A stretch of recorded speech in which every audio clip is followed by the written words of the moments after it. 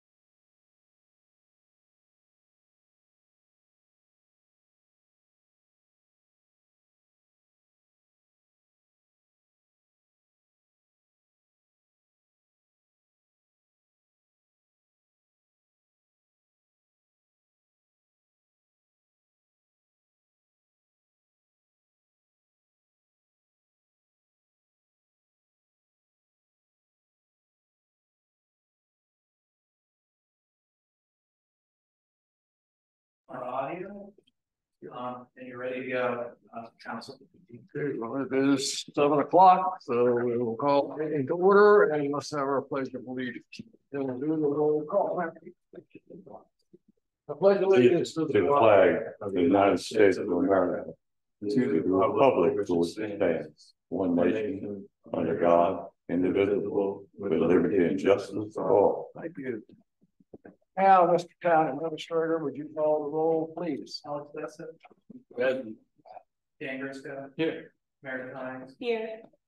Bill Hyde. Here. Eileen Morris. Here. Eddie Haynes. Here. And Mayor. All right. Good, we're all here. Item 2A, approval of the agenda. Anybody got anything we need to add? I'd like to amend, I'd like to put a Parks and Rec discussion, potential vote on there. Okay, since we're not gonna do 7A because of we're not in a position to vote on that tonight, let's make that 7A. Is that okay? That's fine with me. All right. I would like to add something, Mr. Mayor. All right, go right. I would like to see about pursuing a possible USDA grant. All right. Let's see. Let's can we do that after D? Can we make that number? That'd be fine. Yeah. But I guess I didn't catch it. Why isn't the tourist lodging going to be on the? ARB was not able to take. Oh, okay. So okay, they got okay. We have to have their stamp of approval before we can vote on it, because we decided that at the work session. Okay. So And another one, Mr. Payne, did you have any others? It was just, Get that one. just that USDA grant I'd like to Okay. pursue. All right, with those changes and the other B and C, approval of the minutes for July 10th and work session July 17th, approval of the financial report for July 2023, is a motion to approve the consent calendar with the changes made. Mr. Mayor, I haven't seen these documents. Okay. which ones? He emailed them. They were emailed. Okay. Well, You didn't get a chance to look at them. I didn't get a chance to look at a couple of them. I didn't get them. Mr. Mayor, can we defer then if council changes like the next time? I don't see why not. Can't we do that? Yeah. Let's just, instead of approving B and C, let's just approve the agenda and go from there. Is that okay? All right, so all in favor, just item 2A, we'll move B and C till later on, probably next month. Motion to approve item 2A. I move. And second, I'll second. all in favor? Okay, there seems to be no one in here from the public. Is there anybody online from the public? Does any of our 2 members online wish to speak at public forum? Jack and Nancy. Second answer. Neither. No? I think so. Okay. Can I just go back for a second for the 2 that we moved? I have no problem moving them. I will say though, in the past, there's been mention about minutes not being on time and this and that. Now the minutes are on time and we're delaying. So we need to do a better job about, you know, not making people rush to get the minutes to us and then we're not ready to approve. So just, I think, a note for next time. Well, Eileen, the thing is, the Commonwealth of Virginia mandate that these minutes be approved within, I think, 5 business days. So it's not up to us. You know, it's up to staff to provide these to us. Right. So But here, staff did provide them before the meeting and we're not prepared. within 5 business days? Not within 5. That's Okay, well separate- then, that's Eddie- what I'm Eddie- saying, but it's a common thread, you know. I understand, but that's a separate issue. No, it's not. It's a common thread that we always, I mean, not always, but there have been times that we have been late on minutes for workshop and minutes for council meetings. And sometimes we get it, sometimes we don't. Well, both sides have to do a better job. Let's Well, just agree to we that. have to adhere to the rule I of don't the think Commonwealth of Virginia. That's all I'm asking. when we went to Richmond not too long ago, I don't believe it's 5 business days because that. But there is came a up in mandate. The meeting that we went to. Yeah. It's not I don't 5 remember. business. Can't remember at all. It's not 5 business days for approval. But it is a mandate. Not 5, it's not 5 days. Okay, but But I mean, that if you want to follow the 5-day rule, that would mean having special meetings just to approve minutes. no. Well, if Just to it's have from the, them- it's from the Just month. to have them available, Meredith. Just have them available. All right, well, I didn't That's mean to right, bring up a available big, Versus approval. I didn't mean to But bring up a I big think it's a good thing. discussion though. but I think it's a it's- good issue. I think there's a respect on both sides. We should be more timely and there should be a certain timeliness. And we should check on what that mandate actually says, Eddie. It's a And good it's point. been a while since I've looked at it, but it's popped up from time to time. Well, let's take an action to look at that.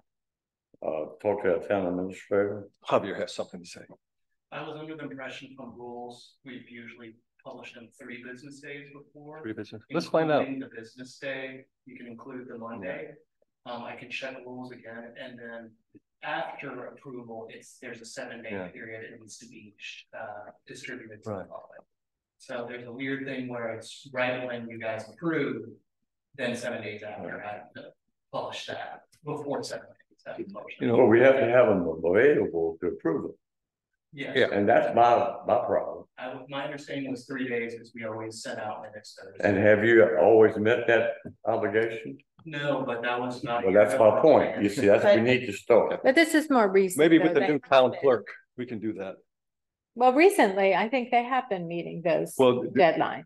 Well, somewhat, but one of the things I'd like to see is the work session minutes be separate from the town council. The work session be available at the work session.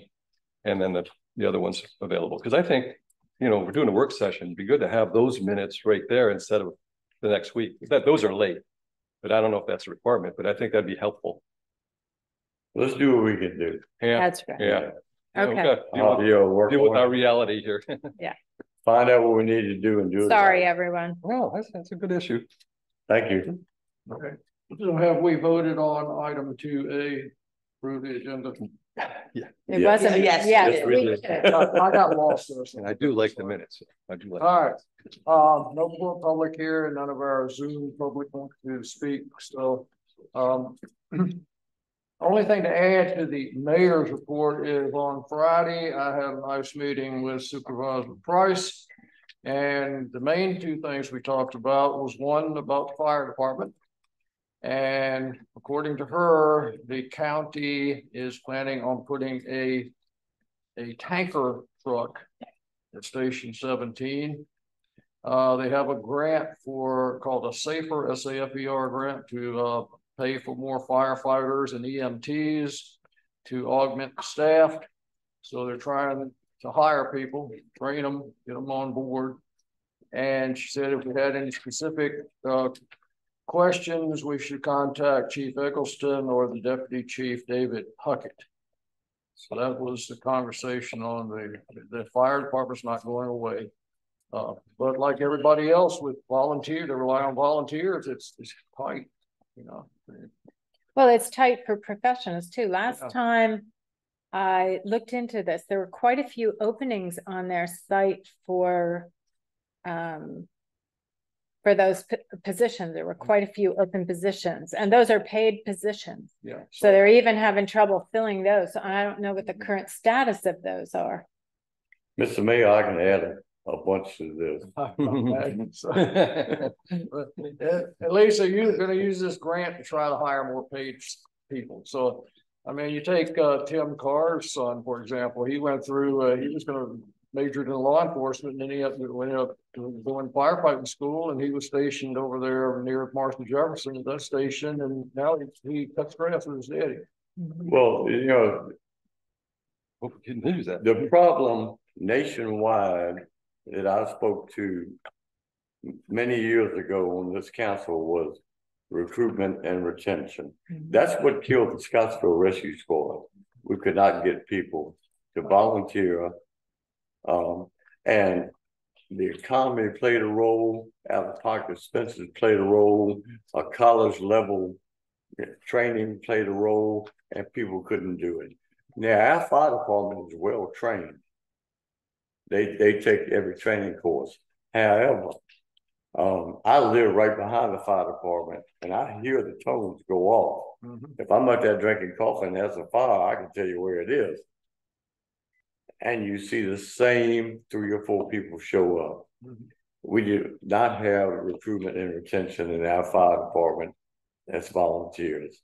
Eventually, Albemarle County is going to take that over to this placing of this tanker truck at the old rescue squad or the Albemarle County Rescue Squad Station 17 up Route 6.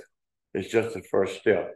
When the ECC has to dispatch for a structural fire, and I found this out, they will dispatch that unit.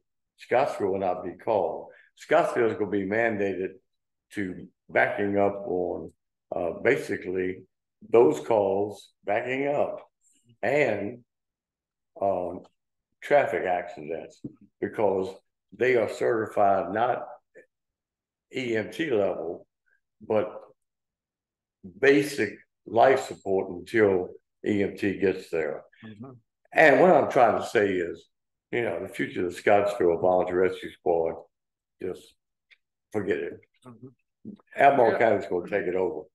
I know when I moved here and the alarm would go off, they'd be running over each other out here on the roads to get to the station. So go out, you hear the truck go out, and there'll be red lights coming from all different directions. And now you might see one coming up the hill. 1 or 2. Yeah, I saw 2 yesterday. Yeah, on the weekend. Oh yeah, they'll come out of the woodwork. It's sad that things like that are happening. But that's the way it is.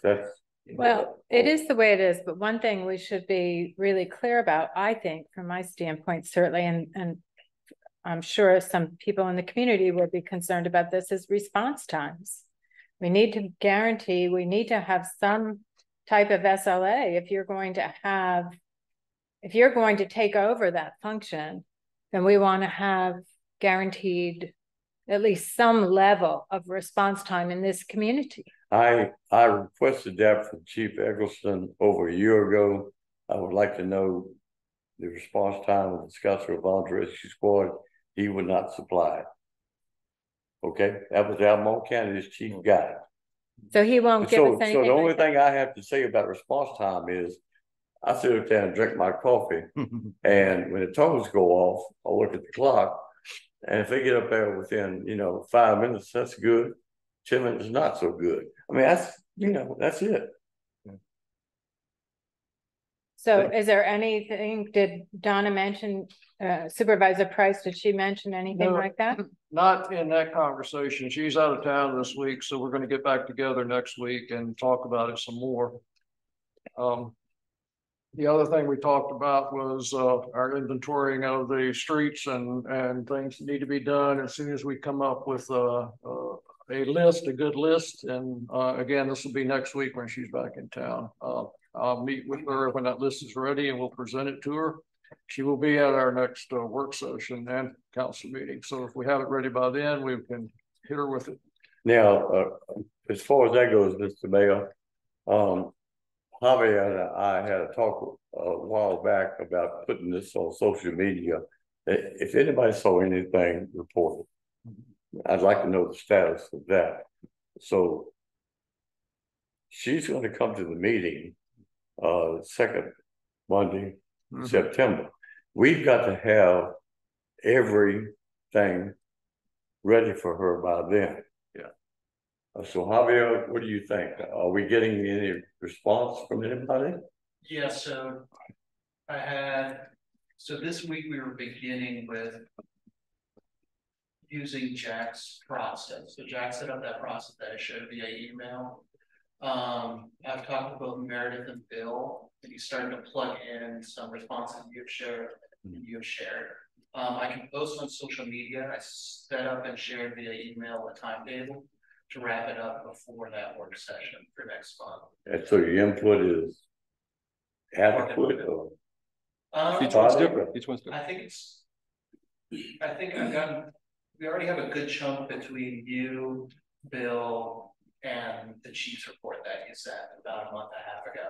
I'm familiar with all those. I'm looking for the rest of them. Yeah, Chad took a whole bunch of pictures. I saw it. And I appreciate what Jack Maxwell is doing, because he has his resources, he has his time. But he told me that my solution to my road was putting more gravel on it, and that Warren Street didn't need to be paved. Now, if we are putting trust in Jack Maxwell, he cannot determine. He's not a civil engineer. He cannot determine what needs. The idea was to get the public out there and say that Joe says this and Jack says this. We do not need him to make decisions on how roads should be paved. I think Eileen and I have both talked with Jack and got him to understand that he is an advisor and not a spokesperson for the town. That's right. And my thing is, bless his heart, for as much work as he likes to do, and he can do some great work, he just can't speak for the town until the town okays.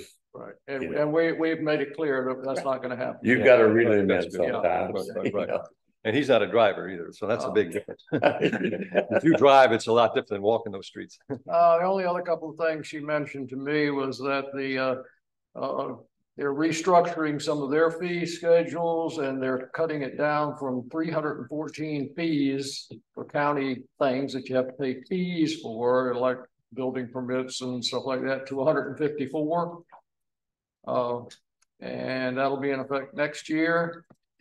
And they are planning to approve a mobile home park in Crozet. Yeah, 7.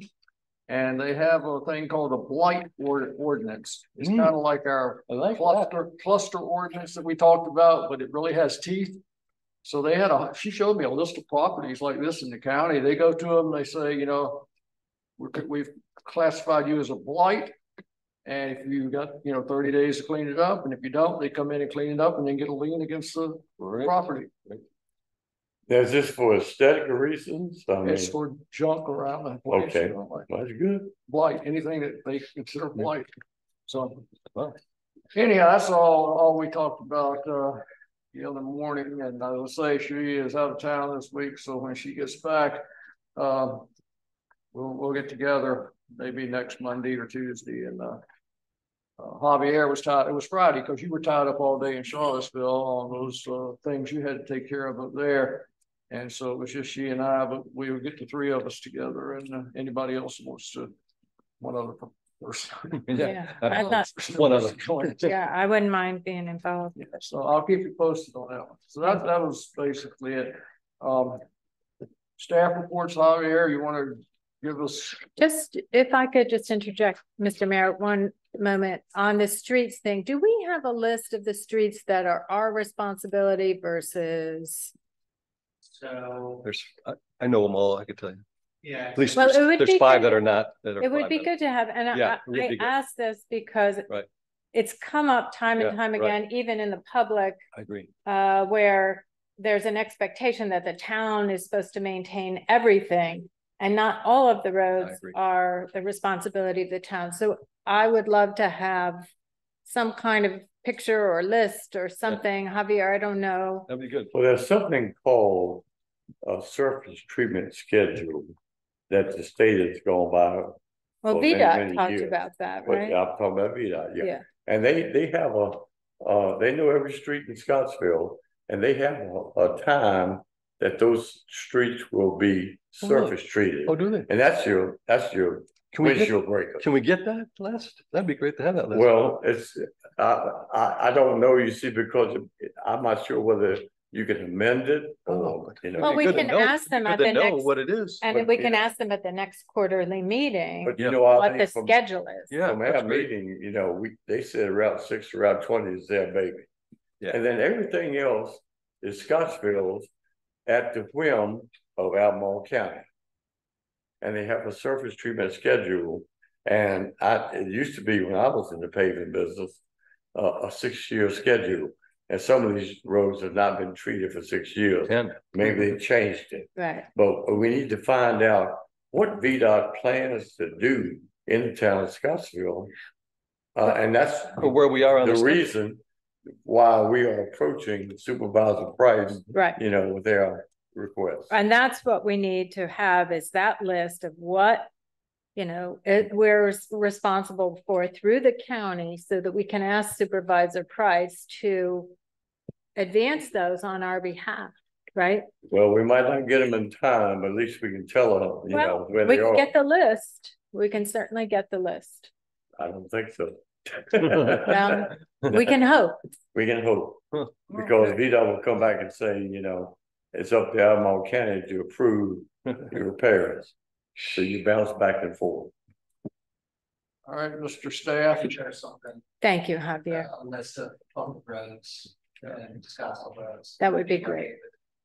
With VDOT highway roads. That would be Or, good. whatever category they use for Route 6. Yeah, thank you, Javier. Give a staff report now. So I have, this might be an appropriate moment to talk about clerk hiring, I guess. So we met last week, seemed like it was probably Thursday or Wednesday. Eileen Morrison, Thomas Unsford. We went through our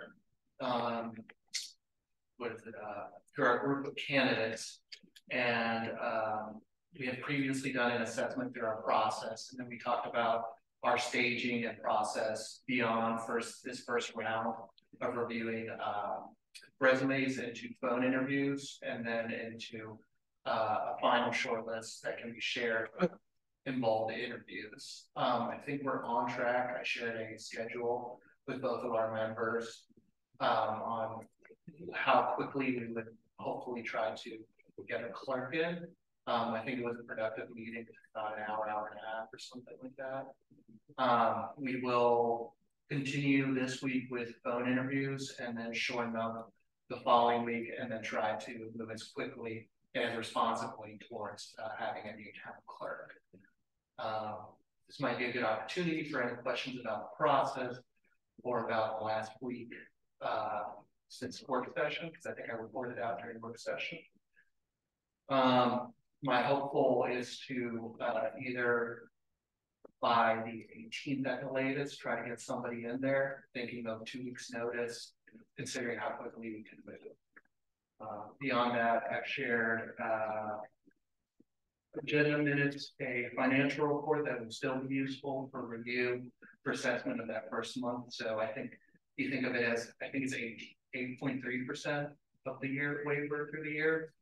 Beyond that, I'll open up for any questions about town clerk recruitment. But beyond that, I met with Alex to discuss maintenance and requested and have continue to work on our finance town administrative responsibilities. So have you weeded them out, and how many are you weeding them out to? 17 to 6. 17 to 6, okay, and then Yes, and then you're going to have interviews with those 6 phone interviews with each, and Mm-hmm. then in-person interviews as well, or are you going to weed them out more? no, exactly, Bill. Okay, That's correct. and what is the salary range these days? As posted, it was 38 to 45. 38 to 45. We posted that on the job description I shared out early mid-July. Okay. Like that. Well, I think we need to expedite this clerk hiring. I think everyone would agree, Eddie. I've seen some things on social media where people are getting a little tired of going to voicemail when they call the town of Scottsville. Mm. And it's been more than one person. It's been about 3 or 4. I just monitor these things as they come in. So somebody's calling the town of Scottsville, nobody's here. So we need to. Tell them to use the internet and write the letters to. Well, the only thing I know is they say it goes to voicemail. Yeah, no. On a positive note, in that regard, you said the new website email is working good for the Oh, that's another report we could. So our website went up Friday. We have a submission form. I answered people through the submission form. Nice. So you have a public comment. Between that limited time and limited staff, expediting the process, I would also appreciate it. But beyond that, did a few edits before the meeting. So I think we should be able to have a good and useful website. And it's easier to use on the back end, don't you find? Yes, Yeah. that's what I found, and then on front end, I think. Very positive. And that town clerk will be responsible for maintaining the website? So I think legal requirements, definitely, and then I think a demarcation of what responsibilities between me and the clerk would probably be appropriate. Yeah, Cheryl. I haven't really yet figured out exactly where I want to cut that off, what to hand off to him and what to keep close to me. But there has to be some kind of division of labor between both of us. Let me ask you, said him, are they all hymns? Are there any females out there? Because we got some good females out there. We know that. All our candidates? Yeah. We picked 6. I actually don't remember. Okay. But it's a mix. It is. Okay, that's good. Good. It's a mix. Good, because there's So good. Honestly, I think it's a good, strong pool of candidates. and so the interviews are going to be the phone interviews. You're going to do it with those other 2, We discussed with to have and then the selection committee participate with, right? similar to what I heard was the process for buying for the town administrator. That's right. Just so I think having more than one person on that is always helpful with that. So we're not going to do it like we did with town administrator, have it? No. But we are. Yeah, so Once we get this is short or long list, right? The 6 are long list. The committee will weed that down to short list. Oh, and then they do that. And then we'll have a Oh, recommendation, I just see. like we did on short list, and it comes Okay, full before council. okay. And do we have a timeline for that, a schedule for that yet? The date for that, Probably a couple weeks. the next work session? Next work session would be probably within the. Yeah. I have to look back at that. That'd be good. I'd like to be there for that, yeah.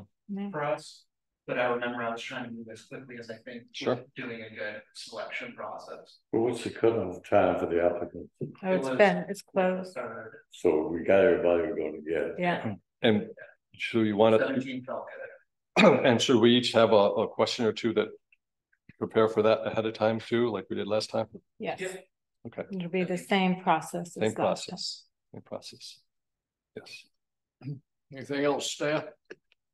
For the moment, other than the website, we discussed it. All right, committee reports, Mr. Bessette. ARB met at 5 o'clock this afternoon. We were not able to make a quorum because I'm not a member yet. We did talk to Kevin and kind of have a discussion with him about some of the concerns ARB would have. And actually, Josh Peck and myself went out to the property with Kevin, did a drive-by when he was standing on the back of his truck waving his arms to see if we could see him. Completely not visible from the laundromat or from Poplar Springs until you're coming back down. And you can see, you'll be able to see the first one, a portion of that. So we're going to revisit that on Thursday, or 2 Thursdays from now, I believe. Yes, sir. And unfortunately, we weren't able to get it so we could vote tonight. But other than that, like I said in the work session, we're looking at moving a couple properties from the poor condition to excellent condition. They've done renovations on them like we had requested. And I think that's about it. ARB wise, would you guys like a report on the maintenance so far? Yeah. We met Wednesday, Javier, myself, and Carrie. I think it was a good meeting. I think from his perspective, there's been a lack of expectations placed on him as far as what do you want to see. And I think that talking to Kevin as well, who's taken the lead on a lot of the maintenance stuff over the last couple of months, he said that that's probably a good first step. And we kind of boiled it down to Valley Street and East Main. That's your priority. Then you focus on the parks and then kind of work out from there, but focus on that main drive through town. I had him clear out, where he is currently clearing out the planter boxes. I have some pictures here if you guys want to pass them down. Focus on the first and third pictures, I would say, and know that he has raked the mulch back into them so they're not spread out like that anymore. That's kind of what we're dealing with. We had contracted that out to be planted with wildflowers. The company that did it is no longer in business. So the more I'm looking into it, the more there's a lot of good-hearted stuff and volunteer work and stuff to make the town prettier, and it kind of falls behind, and Cody's left not knowing what to do with it. So we're gonna keep working on this, get everything weeded on the main drag here. I'm actually going to get a key to the shed and hop on the zero turn here. I want to try to time out everything that he's doing as far as mowing, right? And just do a run, get a general idea and kind of map his week out as far as what's to be expected and what's a reasonable time to do things. He seems very willing to do the work and needs instruction. There's this, as of this morning, we talked a little bit more. I think there's an aesthetic that he's missing as far as what we expect to see. But again, I think he's willing to do it. And if he's corrected on doing what we want, we're not going to have an issue with it. The only thing I'll say about this, already running into some complaints about that little flower plot there. People were very upset about it, but talking with Javier and Cody, I want it to just be brought back to zero. So we're going to go very utilitarian, mulch and trees in the boxes. No, and once we get to a point where everything's looking at its most basic clean form, we can start adding on to that. Right. Adding, if we want to do different flowers, if we want to do different things like that, or decorations. But I want to get it back to zero because it's kind of all spread out right now as far as what's expected and what things should look like at basic form. So were these pulled from here? And the first picture, there's So everything was pulled out of They're here? gone. First and third is the Yeah, after. they're all gone.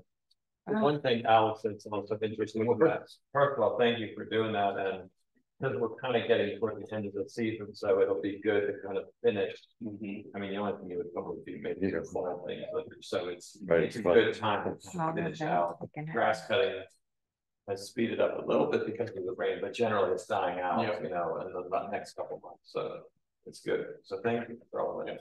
And that was a concern people expressed, but I would rather have mulch and we can rebuild that if we'd like, or Javier and I were talking about possibly having Deja from We Grow take over that spot if it's something that people liked, but it just wasn't being maintained. And I Well, Eddie had it. reasonably can't tell him to go or be strict on him with maintenance when that's the standard or that's an acceptable thing. So the plants were dead or dying anyways, and there was actually a tree in there. The company that was contracted to maintain that plot went out of business. Yeah, I know, he's saying, Oh, did you say? Yeah, he mentioned that. That's okay, Meredith. The thing that concerns me is too, like, these beds don't have any edging in them to keep the mulch in. They should all have that metal edging in there to help with that, because the rain's just gonna leak that all over the sidewalk, Absolutely. right? And that's something we're gonna start developing as he goes further. Eddie had a great suggestion, I thought, early on, is to put ground cover in there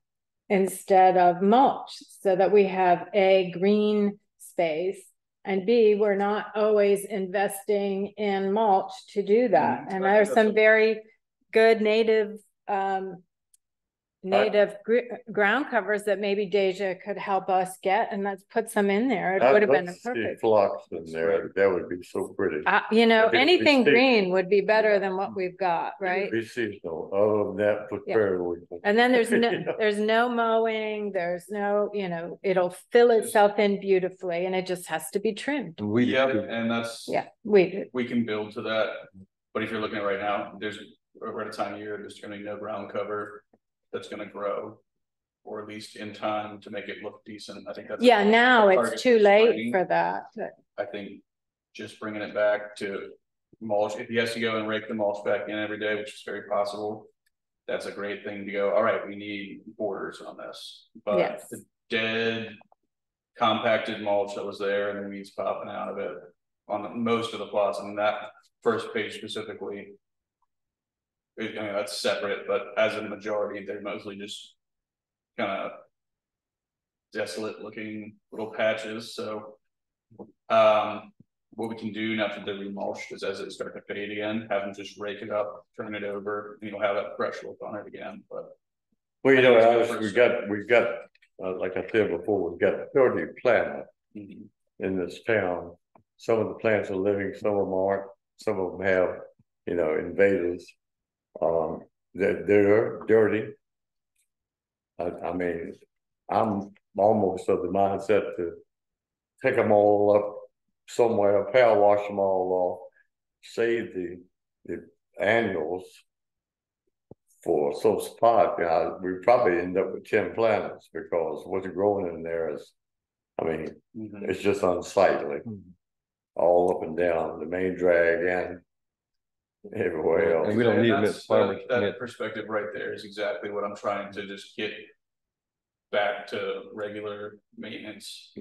Because it is those things. It's who's putting those plants in, and once they're in, who's maintaining them. What is the expectation? Are they replanted every year? Or who's coming back? And we can develop that. And I think they're beautiful things to have potentially, but let's get it just the basics right now. This is what you're expected to do. These are the places you're expected to clean. Now, would it be safe to say that the largest piece of equipment we have in this town is our lawnmower? Or the gator, Yeah, the gators probably more. And what does the gator do? Helps on 4th of July.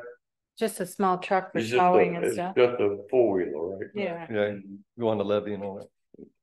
Okay. For later discussion. Alex, I was wondering, have you talked or come up with a plan for weed eating Main Street?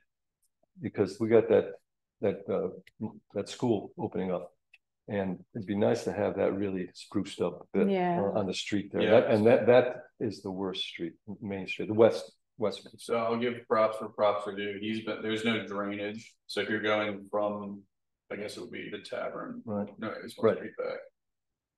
Tavern to the. No, it's on there. Tavern to the school. Yeah. And you're walking back on the right side across from where that school is going. Mhm, yeah, There is no drainage. I know. It pools up. So he's been taking a shovel and Yeah. hand shoveling. That's good. Stuff out of there, That's which the best way to do it. is fine. Get the but dirt out of there. For a guy that's not gotten a lot of props over the last couple of months, Yeah, I will say he's that'd be doing a good good. job with that. That'd be good. Good to see. But I can put him on that. After he does Valley. Okay. Any other questions?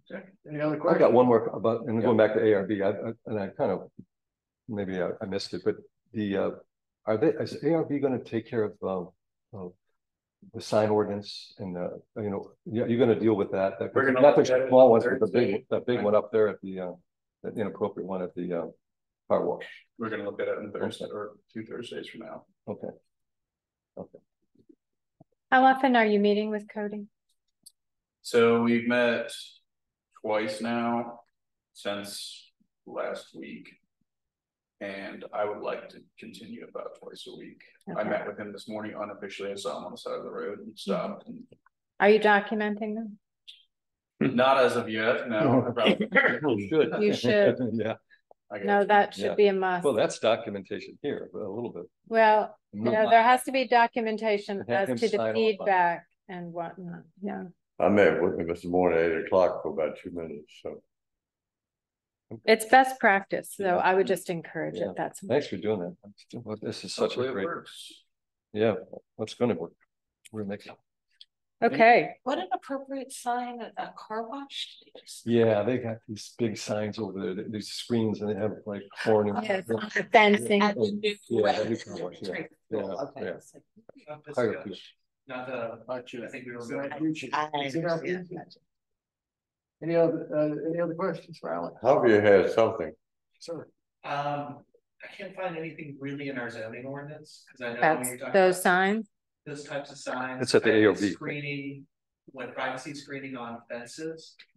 So I'm in a interesting position with our zoning laws in regards to signs with that, so. I'll probably ask for some advice around and see what's some prudent follow-up. But I did look at it, but we just don't really have anything that exactly addresses that. What's just so I say this, what's the problem with leaving them alone?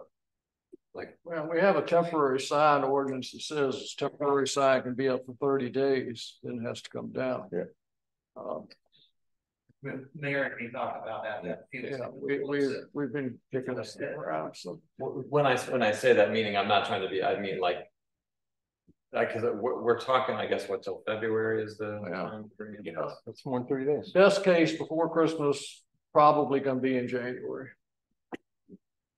Some of it might be too, I would almost say in good faith, talking to them and saying, there have been some people in town who have been, like, I personally. Yeah, I told you. concerned. Yeah, I don't know. And so for me, I think it's a trade-off as to like how we want to view our welcoming nature to them, so to speak. And so Right. I don't know that I want to, on behalf of the town, are we welcoming or not welcoming to them? And so I would really suggest that we try to be as welcoming as we can be and note. Have we had many complaints from people? I mean, have we had, because I haven't heard any complaints from them. And that's a good point, Dan. If you get a complaint that comes in, then act on it. Yeah, that's- Otherwise, That's the way I would do it too. I mean, it would be good to sponsor a business friendly environment. They are a business, they are going to be generating revenue for the town. Your point about welcoming is a really good point, I think. So perhaps unless we get a complaint, we should just. I think what's more important with Tiger is I don't recall us ever, or anybody ever really approving the sign that's gonna go on the corner. It's gonna look like Mill Creek sign. you're talking about the permanent The sign. real sign. Real sign. Oh, okay, that's a Real different sign. issue. Because That'll be a big one. when they submitted their plans for the sign, I went up and measured the one at Mill Creek, and this was a lot larger than the one on the corner at Mill Creek. Hmm. And I don't know that anybody ever made a decision on Yeah, that. we Well, told them no. What we were talked about at a couple of meetings, they had a tall sign. Mhm. And what we said was cut it in half I remember. and make it like this way and this way, like on a 45, where people from 20 and James River could see it. You know, just cut the height down and Like make a V-shaped sign. Yeah, And yeah.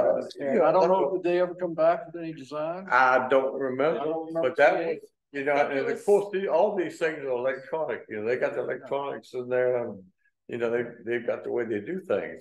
But that was the decision that we all, you know, thought was a good idea. It's still gotta come through ARB. Sure it does. It ran around Tiger the time people that did as will get a variance. Well, maybe we better catch up with them and find out what you got planned. Yeah, it'd be better earlier than later. who do they get the variance from? ARB. Because it's been dormant, that's, you know, it's been dormant for a while, so we need to wake them up and say, okay, what did you come up with? You know, Well, They did you were hear what supposed- Alex said? they were supposed to come back with a new design. Mhm. Apparently, they said they're just gonna get a variance. That's what Tiger Fuel said? Yeah, Well, they That's would what have I to, know. I don't know. they'd have to go They still through us gotta to go do through that. us. Well, they said that, but they have to go through ARB to get a variance. Still not a done deal. though. Very confident answer, but I don't think. Yeah. it's changed. Well, it'd be interesting to see. Well, I remember years ago that there was the same issue with the Exxon there, and the Exxon made a smaller stone, because you see these big gas stations and they're up in the air and they're huge, so they had to tamper down. I just don't want to have favoritism. So, anything else? Mr. Briscoe, I know I went to the planning commission meeting this month for you, and then failed to mention, last Tuesday night, we had the first, community input session for the comp plan, and, was here for about 3 hours of that. Lincoln's doing a really good job, and we talked about character. All the comp plan that came out in 2018 has all these different things related to character of the towns, character of small town, character of the people, character. And it was just a really good session. A lot of good ideas, and we'll have another one coming up. I think it's the first next month. September 2nd. Is that when we decided to do it? Okay. Yeah, but I thought it was a good meeting. I thought it was fabulous. I thought everybody came with great productive ideas. It was very respectful. I think the group made good progress. I thought it was very, very well done. Okay, so that's the planning commission report.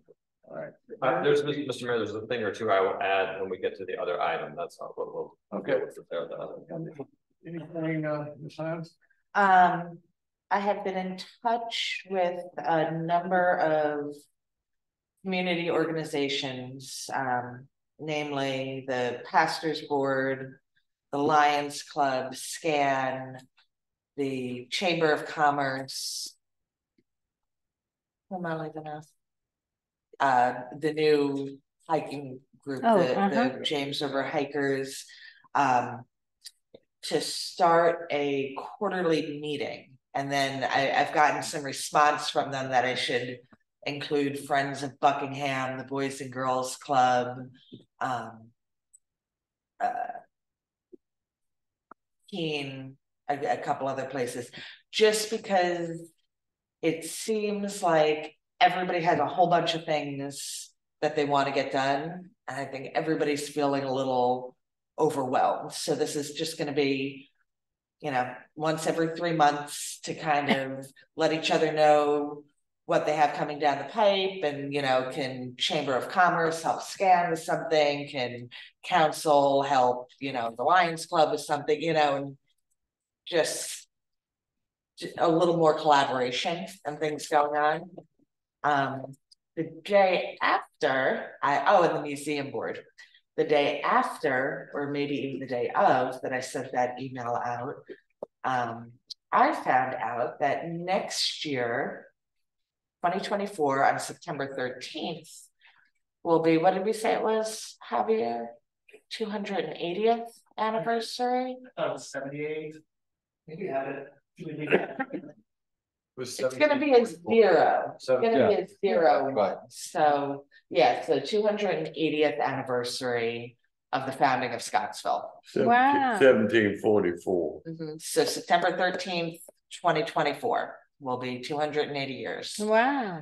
So thinking, if I'm really hoping to work closely with the museum board, but certainly other, you know, organizations in town about doing a big Founder's Day. That's a great idea. Like a blowout, like That's a big great. Founder's I Day. love want a that, marching Nina. band coming down the street. We have more than a year to plan it. I want like marching band coming down the street. I want, you know, the wheels and sticks and three-legged races and like old school games and costume contests. And what I really love is kind of when we do the, like what we do with the Twilight Tours in October, something along those lines where we have actors at different places, but have it kind of more the founding families of Scottsville and things like that.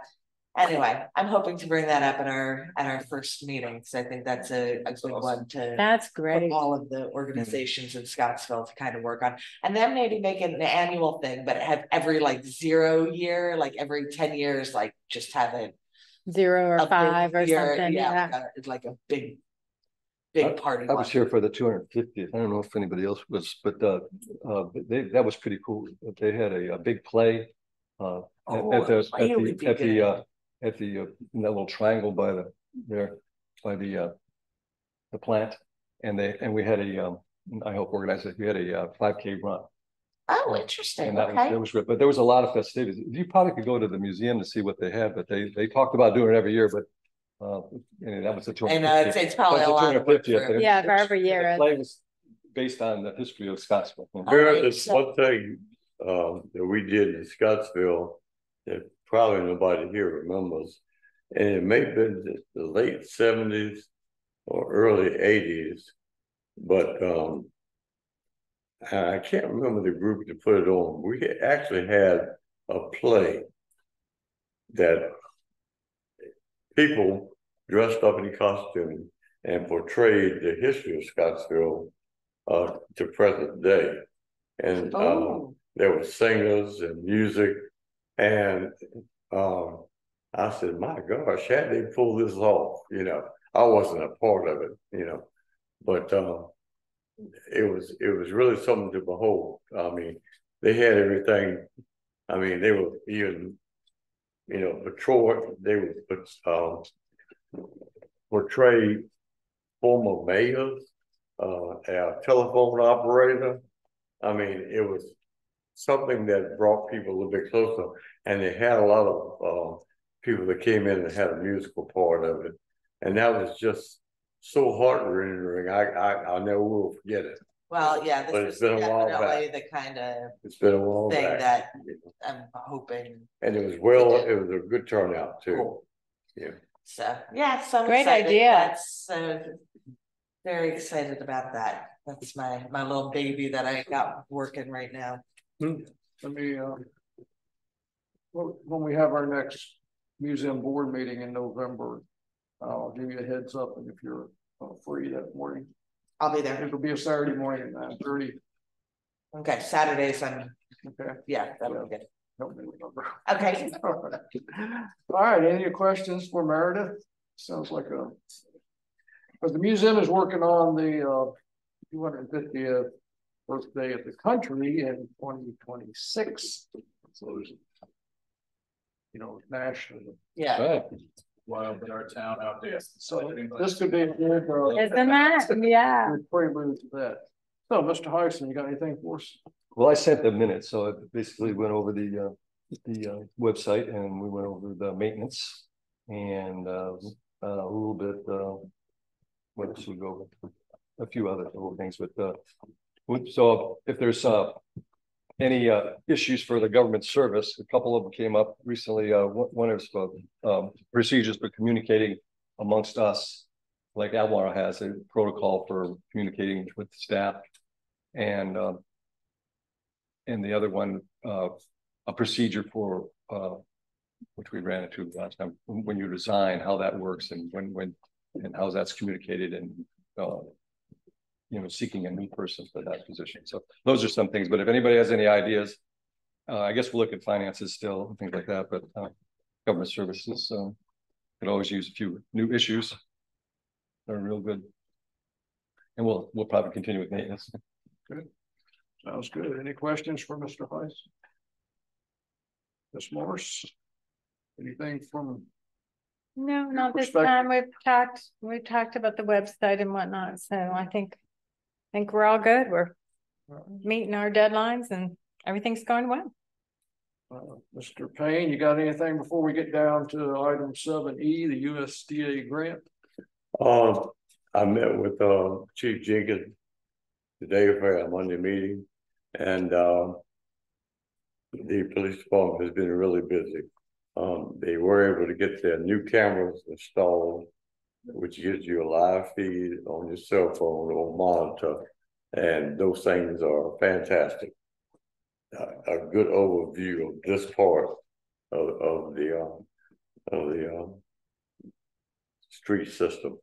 He was really excited about it, and I was too. They've had a lot of warrants issued. They've been very busy. We had one arrest at the tavern where somebody just pulled out a firearm. We've had some homeless people in the area that had to be addressed. So it's, for a small town, we got the same problems the big towns do on a small scale. Get ready for it. That's all I can say. How are we addressing the homeless? They are approached. He tries to find out an address if they don't have one. And a lot of times it's just a banter back and forth, and as soon as they get assaulting, he could take them into custody, and he just takes them to Charlottesville. That's happened on more than one occasion. If you're just walking around town, mind your own business, keep your mouth shut, and sleep under the bridge, there's not much you can do about that. But I tell you, he's done a lot to get some of the folks that need to be somewhere else out of here. Yeah, I know the last couple that have come through town, it hasn't just been like, oh, I'm looking for a place to stay. They've been pretty aggressive, and generally, from what I've noticed, they don't deal with it until they get a couple complaints about either businesses. I know there was some inappropriate conduct with this last person that had to be addressed as far as like nudity, public safety and stuff like that. So I think they're pretty good as far as not, crossing any lines from, I think, the perspective you're coming from. I would very much like to discuss, and I know our budget is done for this year, but for next year's budget, having some, either from a social work perspective or a mental health perspective, another employee within the police department that could handle things like, because if there is like public nudity, a lot of times that may be an addiction issue or a mental health crisis or things like that, and to just banter back and forth until they get aggressive so that we can take them into custody and bring them into Charlottesville. It might be healthier to have, somebody from a social work perspective who can identify a mental health crisis or an addiction crisis and maybe help get them to a shelter or social services as opposed to jail. I know a lot of police departments nationwide are starting to employ mental health professionals, even if it's on a part-time basis or on an on-call basis, where instead of being approached by a police officer with a gun, maybe heightening anxiety, they can call in the person who's on call to have them.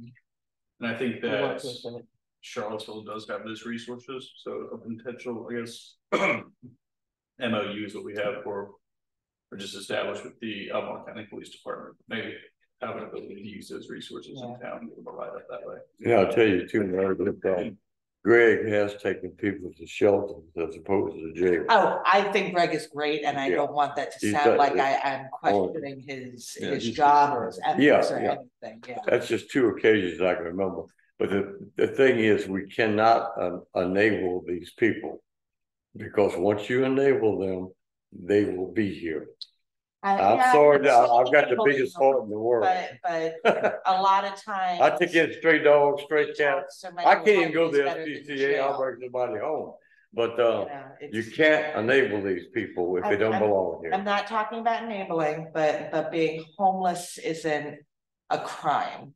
And addiction isn't a crime. But you could be mental homeless health in problems- Charlottesville though, Meredith. I know, Yeah, but it's better So than why there. Better Scottsville? there. One of the. We don't have the resources here. They are a sanctuary city. Oh, I they are? understand, that. and I'm not saying to have a tent city set up, you know, at Canal Basin Square, but I'm just saying that bringing them to a mental health facility as opposed to jail might be Well, a it's more trying to get them, compassionate and healthy option for us. trying to But get let's them the not- help they need, yeah. But one thing I was gonna say too, just in agreement with what you're saying, Meredith, is. And it's not that you're wrong, Councilor Payne, because it is, the issue is everywhere people Oh, travel it's around. everywhere, yeah. But there is an aspect of.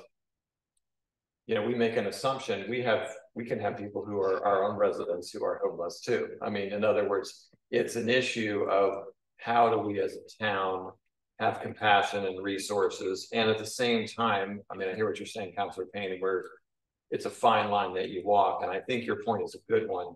It may be one of the first aspects of it is to find out what other social work resources we have through the county, or what can we do, and it's also leveraging maybe some of the clergy council and others, like how do we bring things to bear, because it really does walk a fine line, because a person like even you said, Alex, I mean, a homeless person has every much a right to be in Scottsville as any other place, and if they're here, we want to provide for opportunities for them to survive, and to, you know, if it's the middle of winter, you don't want somebody in a dangerous health situation for themselves. And you're right, it could be addiction, and there's so many issues going on in terms of what somebody could have. So all I'm saying would be, in agreement with you, would be, let's figure out how do we as a small town leverage whatever resources you have that enable, yes, some people to be taken to Charlottesville as need be. Some people might be, we can help them here, so to speak. So we just need to figure out what that fine line is. We're a small town, we only have so much resources, yet the world that we live in is here also, you know, and it impacts us both with people who flow through the city, I mean, flow through our town, but it also with people who live here too. And I've got at some point this week to try to catch up with Mr. Brooks at the ANC Community Center, and they have an office for Blue Ridge Health District in there, really big, great. Okay. So I will talk to them and see if there's anything, if we have an immediate need for somebody, if we could call Blue Ridge Health right there at Yancey, Yeah, and good see idea. if they have anybody that can shoot down here and help us.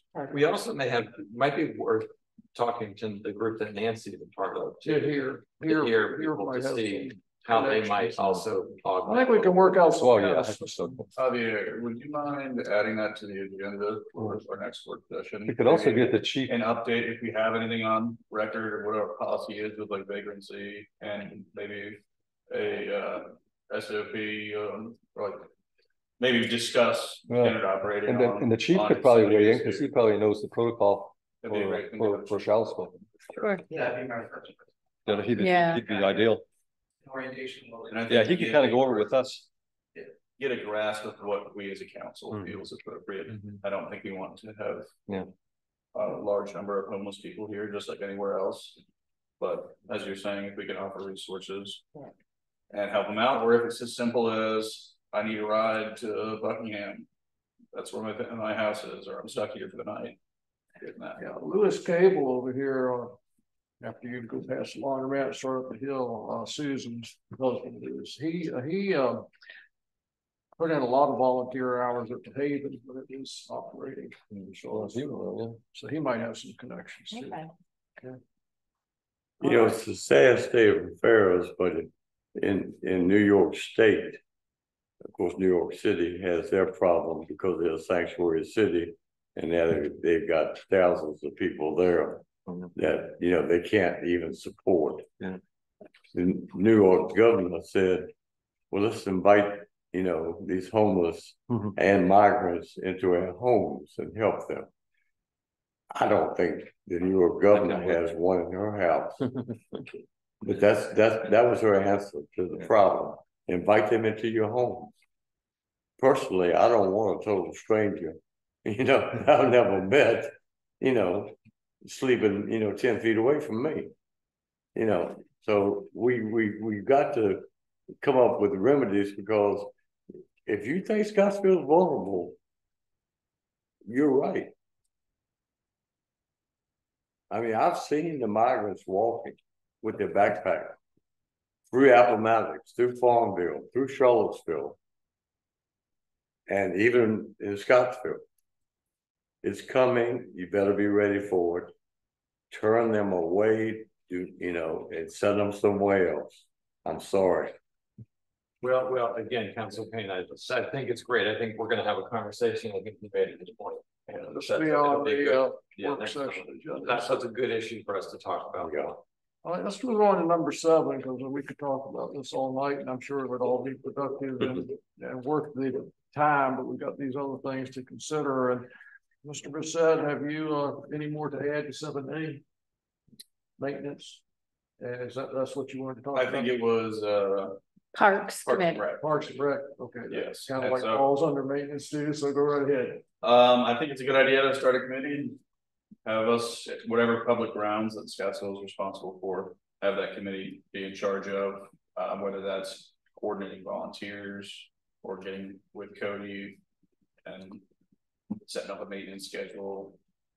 And kind of just, not that I'm an example of this by any means, well, that's remains to be seen, but as how we've treated maintenance with this oversight. I think to have one person, even if it's not an official committee, I'd like to see an official committee. But to have someone that volunteers know to go to, that if there's a question, if someone has a complaint, that there's, instead of waiting for a council, there's a quick, easy, it's this person. Well, that was a recommendation for the government services about having a parks committee to really kind of keep up with all the parks in town and maintenance. And I think that's probably a better idea than an MOU, to really have some, regardless, we need to have town oversight of any maintenance of the Van Cleef area or the any of the parks around here. But I think that's a good idea to have that, to bring that up. And I think we could have a committee and the MOU. well, I think they It's could be just part more of it. Maybe people, just more people. and the MOU, they could be on, like if Liz Knotts or Nancy or some of from that hiking group wanted to be on a committee, they could be a part of that committee, and then they could coordinate with the town about any kind of maintenance if they're going to be doing it. I mean, a hiking club's great, but I think they need some direction and oversight if they're going to do any kind of maintenance. And direction, just like Hoodie does. You know, we had volunteers, and Dan might know, we had volunteers, and he coordinated and got some scouts and do something like that. But for some reason, there was one volunteer I remember years ago who he might have been assigned to mark the trails, and he went over one trail and put a lot of blue paint on this one trail. And you know, I took a little class on that, how to maintain trails, and you don't do that, and you don't paint the trees unless it's really obvious that there's no trail there. But anyway, so they're going to need oversight and what to cut and how to do it and where to go. So I think a park committee with the town in charge would be fine, and they could be part of that. I think they could be part of that park committee. I'll be the liaison if that, or maybe even if they don't want to be a part of it, which I think would be fantastic. That's based on the people that I've seen that are involved in it. Yeah. But to have a point person that Yeah, that's the thing. Can I make a suggestion, just so Sure. this is, I think both of you all have two good points. One is, so there's a maintenance aspect. There's a overall, you might say, park planning aspect, so to speak. And then there's an aspect of it where there's the maintenance and the bigger picture of the parks. So for my part, for a number of years, I headed up the Van Cleef committee. And then at one point, the beautification committee got morphed into that, which I didn't really like on the sense because the maintenance issues are different. And my heart, so to speak, that's a very demanding thing. So my thought is, I wonder if we take your idea, Alex, and maybe it goes back to government services, or we follow up maybe even next month, and there's a suggestion of how that committee could operate in a way that meets the need you have, and then also meets the need that Council Heisen has. For my part, I would be happy to be a resource. I have no desire to be on the committee in the future. I'm kind of tapped out at the moment. But I would be very interested. There's just even in the park, there's 10 or 20 major projects we could do that take a long time. But your issue of having a contact or a committee to work with, I think is a good idea, and it's another angle. And then yours also, Council Heisen, is the idea of having an overall functional process for us to do this. And oversight by the town, so we know somebody doesn't go into the, because we helped build the Totier Creek Park, and we had oversight from Dan Mahan from Elmar, and he was always concerned about volunteers going in and doing things that they weren't supposed to do, and cutting trees they're not supposed to cut, and so you need the oversight from somebody who knows a little bit about that or has vested interest. You don't just let they'd have these kind of spur trails that somebody would build, and so anyway. I would like I'd like to take some sort of action on this at least. What would the process be to get this committee mapped out, if you will, on what it would be responsible for? Would that be government services? Yeah, well, they have. We do those committees there. You had mapped out. I know, but it never took place. It was the same with, we wanted to do a financial committee, and we wanted to do. Are you doing beautification now? Are you still there? No, so we had that. So a lot of these are inactive. But they could all be put under if they could be there is a well, I summary of a part. Following up on what Bill had done with charter committees, I had taken the liberty at one point to draft a charter for Parks and Rec Committee. So maybe we could start with that, and we can take it up at the next meeting to look at the charter and decide what that charter should look like. And then once we approve the charter, then we can say, okay, how do we then formalize this and move this to the next level? Does that sound reasonable? Yeah. Just to follow up on what you said. So first of all, I think that's great. I think for next month, that's perfect. The only suggestion I would have in the meantime, and I say this, sometimes the action of a town councilor helps show their footprint, so to speak. My friend, you have the footprint at the moment, so Bill, is this something you would want to do? I would do it, or let me clarify what I mean. Plus, we have somebody from the town. No, let me clarify what I mean is, so I think next month we'll talk it through and follow up on Eileen's idea. But what I'm suggesting at the moment is, why don't you in the interim continue to be the person who does have it, so we can act now. So in other words, as information comes in. Related to maintenance is all. Well, we could bring it back to the government service, and I could send us that. But I do think your point about defining what it is, because there's a lot of things about parks. Yeah. Because one of the things about the parks is we have that, as we have that the master plan for the Van Cleef, which hasn't ever been come to fruition all the way. So there's I always thought it'd be good to have a bathroom there and some other things there. And it hasn't always been followed, just like the signage hasn't been followed, or the kiosk. I think it'd be good to have some clear goals that parks have oversight, and also the park for Bruce Park, and maybe having a master plan for the wetland park. I always thought that'd be good to have a good idea there. Just to say, totally agree with it. I think that you all, in terms of government services, my only point with Alex was to be, since he's actively working with Cody at the moment, if it's okay, and we don't meet again for until a few more weeks, why don't you continue to be the focal point of that, and then also as you plan for next month for the bigger picture of whatever the role would be. That's just my thought, because that frees Alex to be right. And I really do think the maintenance could take place, a lot of the maintenance could take place after the mowing season in the parks. I mean, it'd be nicer for him to take, there's 4 or 5 trees that I go there and there's 4 or 5 trees that are down.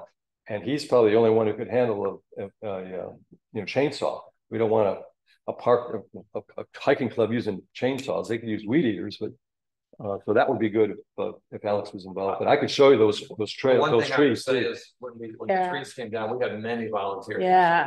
Many volunteers, and it was fine. I'm glad we did. Yeah. Okay, well, this is something we can certainly talk about at the work session, and hopefully we'll have some more concrete plans for how to make it work.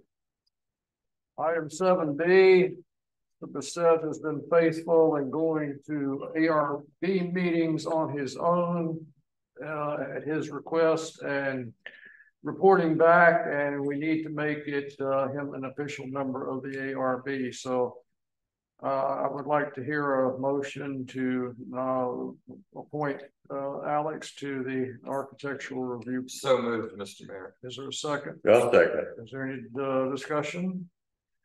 And then we will, Mr. Town Administrator, could you call the vote? Alex Bessette, abstain. Dan Driscoll, Yes.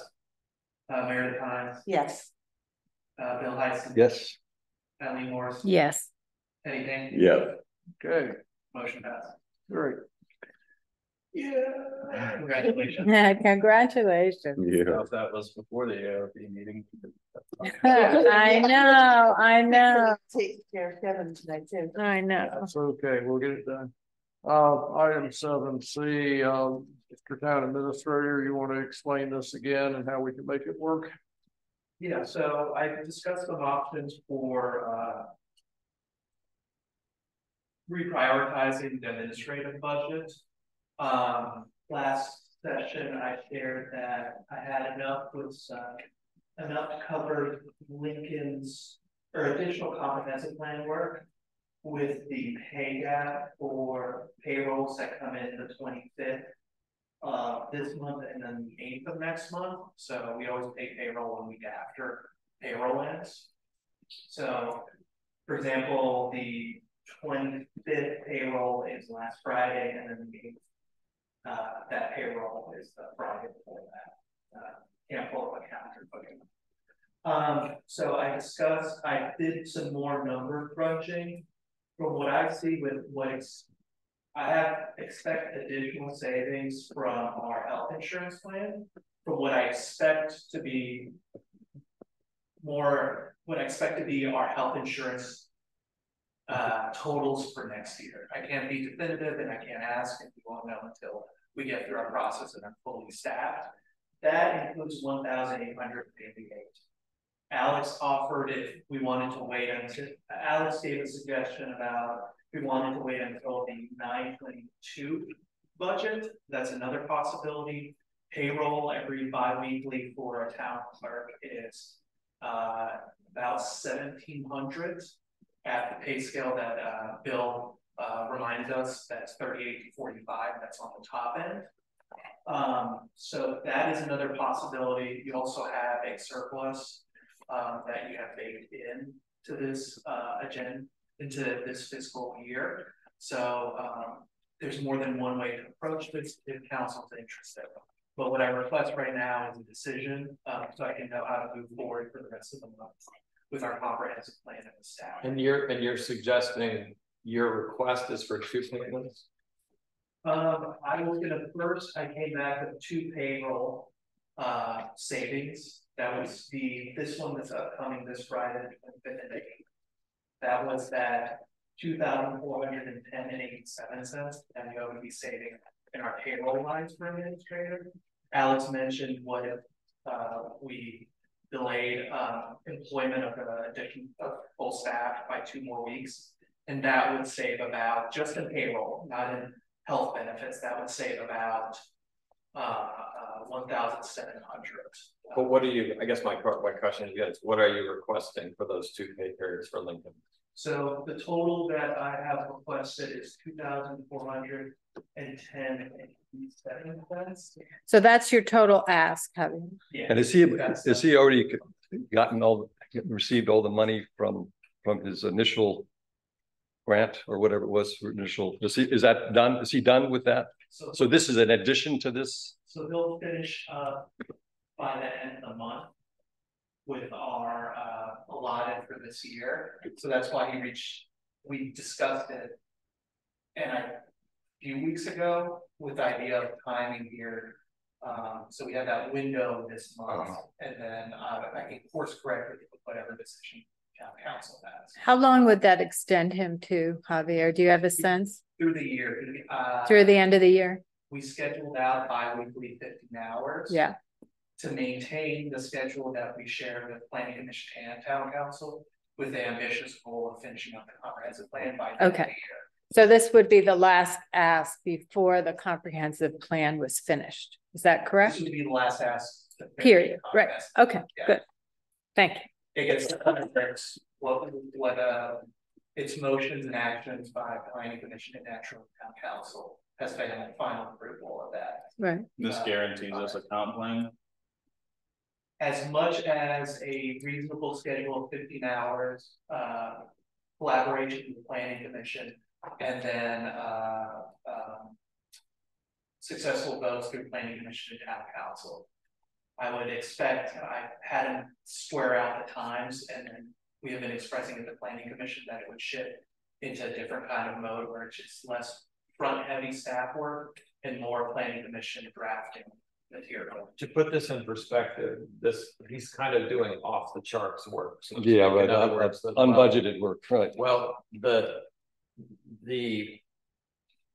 situation that we're in has a plus and a minus to it. The plus is we have the money, and we clearly have the money, is what our town administrator is saying. One of the things that when I was saying off the charts, so I talked to our planning commission chair, Lisa, about this, and she's in favor, strongly recommending that the work that the planning commission is doing right now, what Lincoln is doing, is really unprecedented. We just haven't had this quality of work before.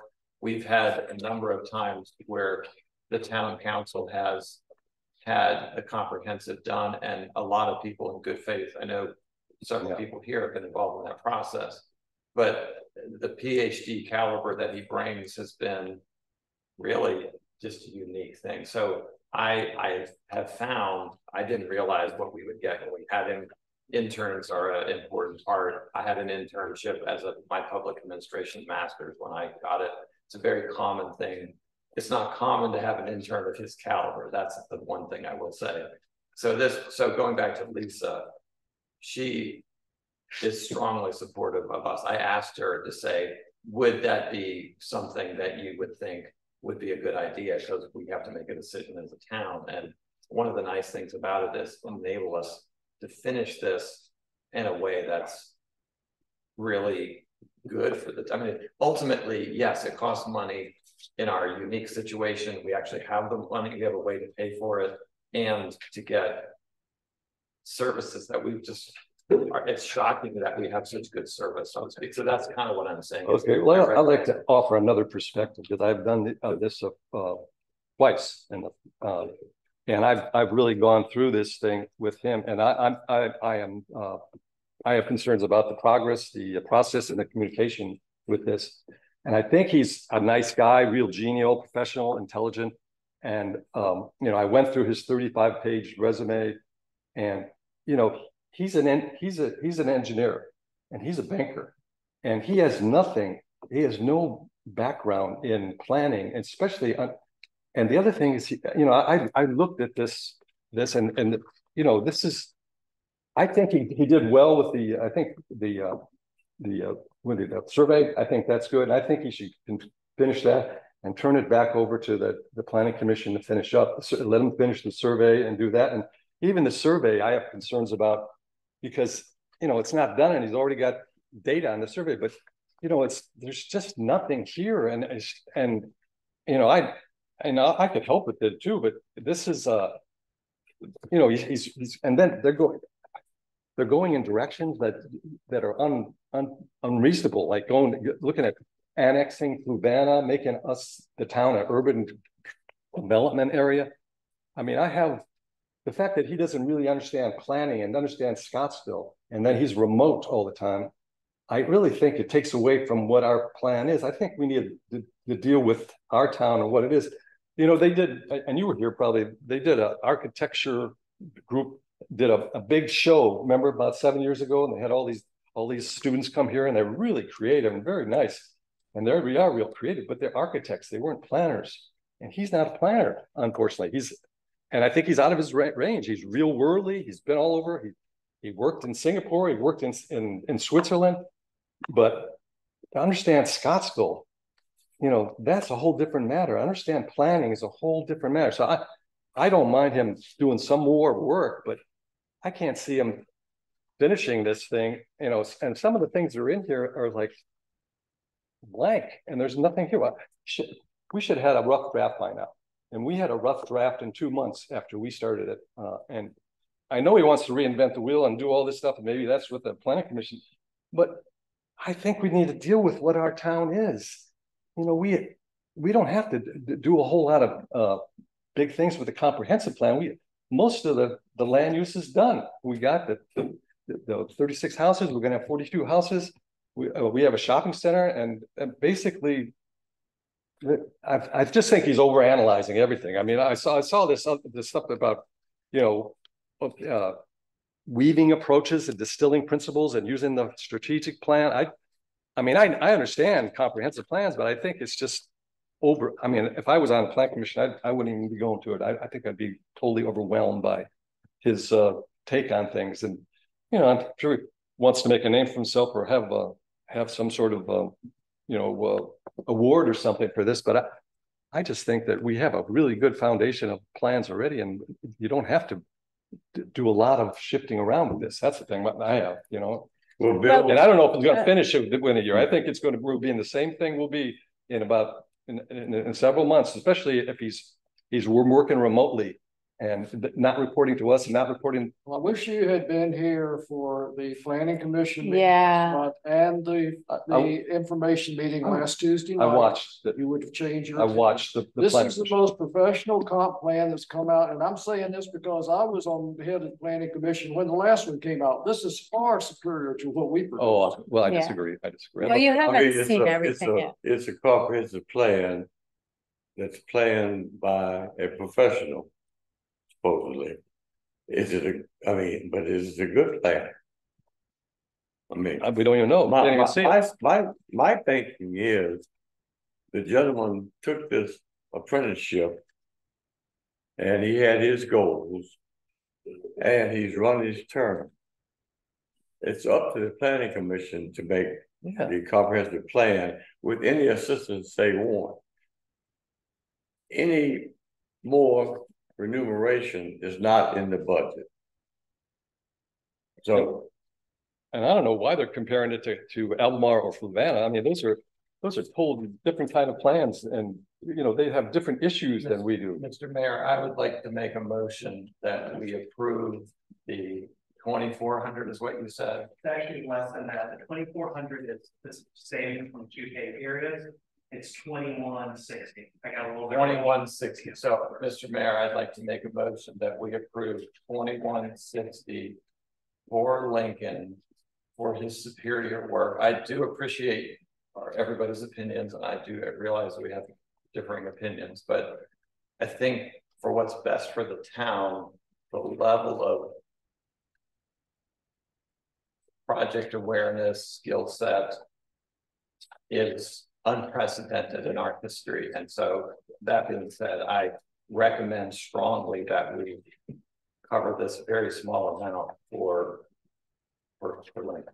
but Dan, I don't know if there's a place that you got a motion on the floor. I'm just saying I haven't seen the finished product yet. So how can I pay for one? You're not going to see a finished product that's worthy of being accepted by this council if you don't keep him on to do it. There's a motion. Is there a second? I second. And is there now further discussion? Thank you. Yes, sir. I just haven't seen the finished product. That makes sense. It's not finished.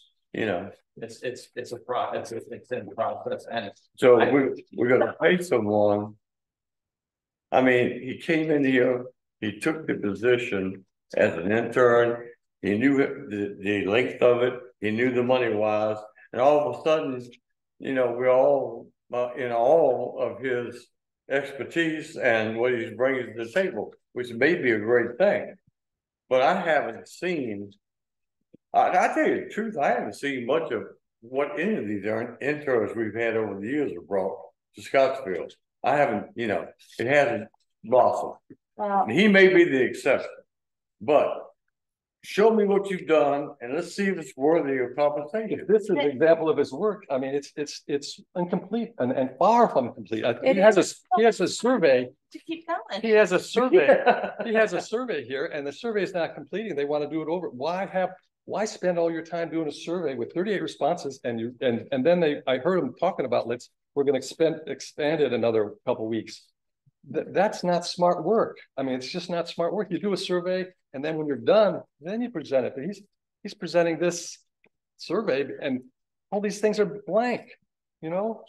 And I don't know, Bill. I think to offer another perspective, stilling. I mean, to offer another perspective. I was there at the meeting, and he explained it very well about the weaving approach.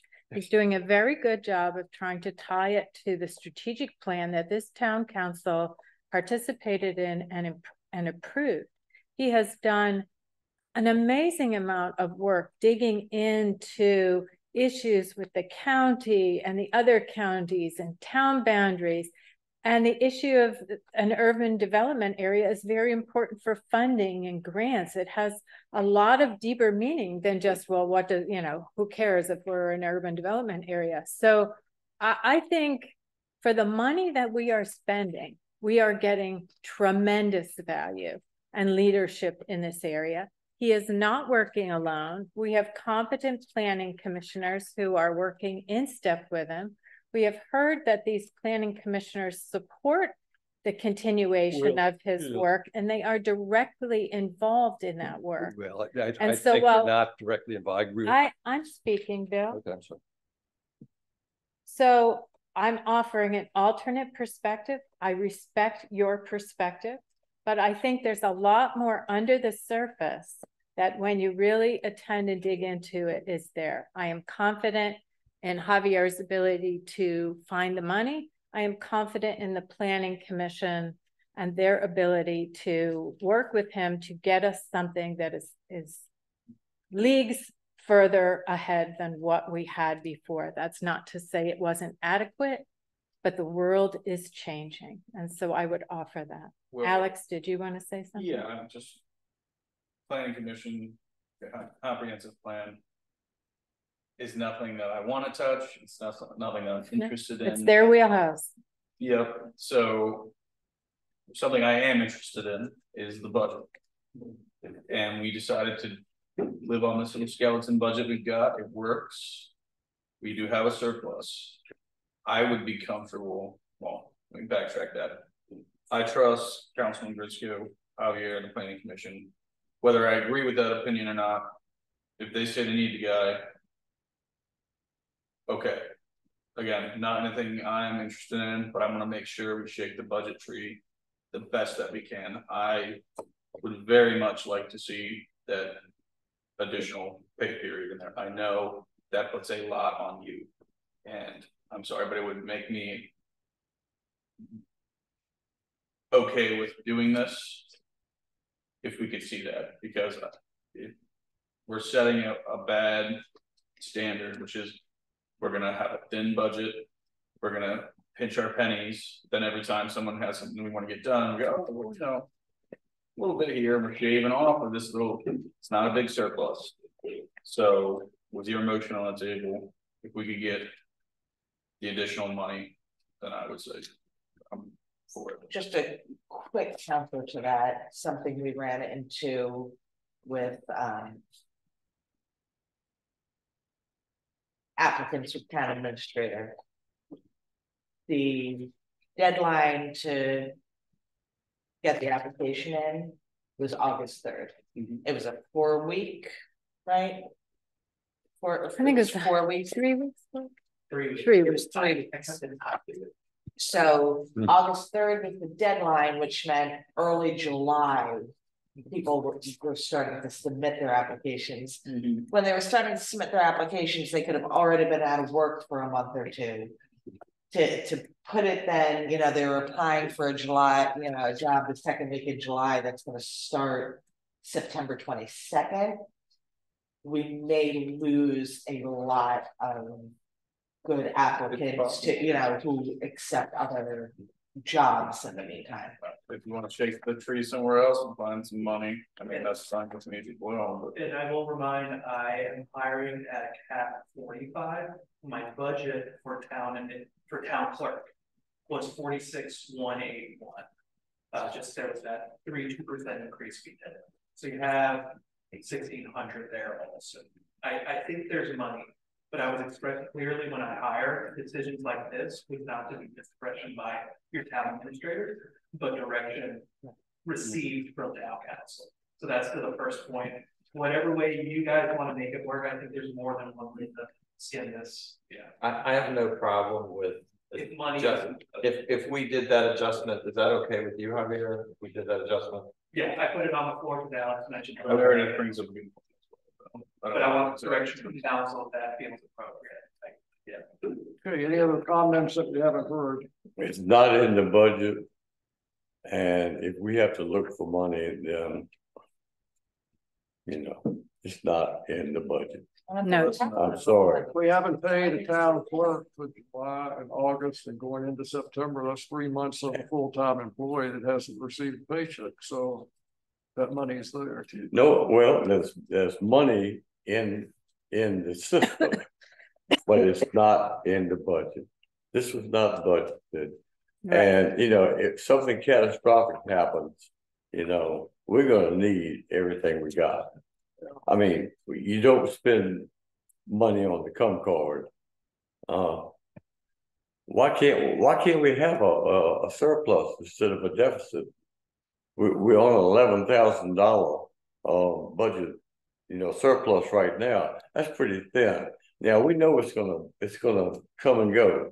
We know that there's going to be additions and subtractions, but we should not have to look for money to pay someone that we think did a good job.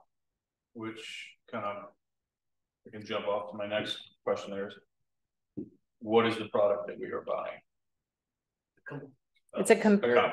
You're buying. So Well, see, that's the problem I have. I don't think we should be buying a comp plan. I think it should be in-house. I think it should be a Scottsville. I mean, of course, the planning commission is going to like somebody contracting it out and doing their work for and be dependent on them. But that's their responsibility to do that and to write it and to look it over. And he could advise a little bit and he could do but I don't think he should be doing it. He's doing his own thing. That's not, and he doesn't understand Scottsville. I mean, if he wants to do a survey, if you go look at the public hearing for the apartments, and you'll get a feel for what the public wants. And I don't think he understands small towns or planning. I mean, he's a nice guy. I think he's a real professional, but I think he's just going in the wrong direction. To tell you the truth, I talked to him at the beginning. I said, why don't you pick out the place that you need to do and use what we have and tweak that and change things and revise things. But, you know, they want to flip it all around and do this and then turn it all around. And they're basically going to come up with the same things. I mean, what can change in 5 years? Councilor House, again, thank you for your well, thank you for too. And thanks for cutting me off too. I wasn't finished, but, you know, there are, you know, our town is a mile, 1.5 square miles. We got 140 houses and we're going to have another 60 that are already spoken for, 70.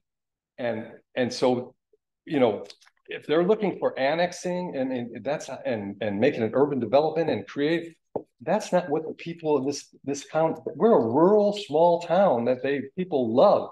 And they, you know. Bill, but I think some of the survey respondents show different. So there are people in this town who want different things. Excuse me, so I'm talking. No, I'm getting back at you, but no, but you're right. You're right. Turnabout is fair. You're right. You're right. You're right. But there are issues about, you know, there are some people who want some growth in this town and maybe some of the planning commission. And I'm sure Lincoln would like to grow this town and say, look what we've done, look what we've done, come back in 10 years and say, look, now we got an urban development area. But you know, if you ask the normal people who are around here, they love this town. They don't want radical transformation. Well, hold on. It's her. Over and over again.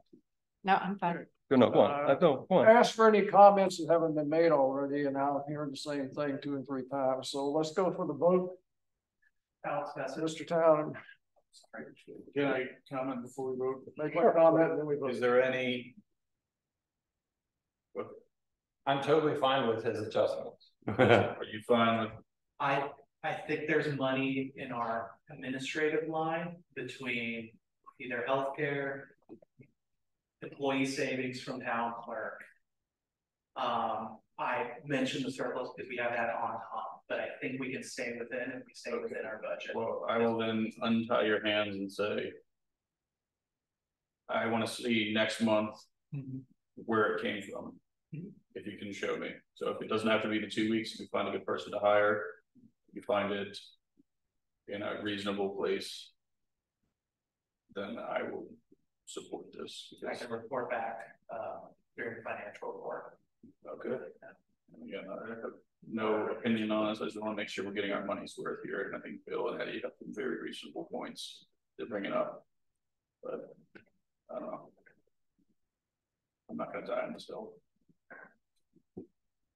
Can you, So is that can you repeat is that a yes, no? Yes, no, if there is an amendment that the money will be not just out of our surplus. can you repeat the motion? With the amendment? Motion is that we pay Lincoln the 20, what is it again? 21. 21. 2160. And you'll have a rough. Under the recommendations of our town administrator. I'd like to have a recommendation that he'll have a rough draft, complete rough draft by December. No, I'm not adding that. I am. Well, you can't. It's not can't your do motion. that. That's not the- Okay. We have a motion. Okay. Mr. Gritsko has made the motion. Would you repeat it one more time so everybody's clear? I've suggested that we compensate Lincoln the 21, whatever that is exactly. 21. 68 No, no, 60 2,160. and 60. Okay. By using the pay periods, as you said, and that it would be under your direction, under your discretion to do that. Again, Councilor Bessette wants to make sure we do not overextend our spending, which is good. Yeah. Is there a second? Second. Now, is there any further discussion and make it something we haven't heard before? All right, Mr. Town Administrator, would you call for the vote, please? Alex Bessette, Yes. Dan Grisco, Yes. Meredith Hines, Yes. Bill Heisen, No. Eileen Morse, Yes. Eddie Payne. No, Okay, motion passes. Now, can we add an amendment to that? No, you can't add an amendment to that Why not? because we just passed the motion to do it. Oh, I know, couldn't have added an amendment to the, that motion. No, it's already No. been passed. It's not your motion. It's already been passed. Well, I like to make a motion that the comp plan be completed and have a draft by December. Okay, that's a reasonable motion. All right, is there a second to Mr. Heisen's motion?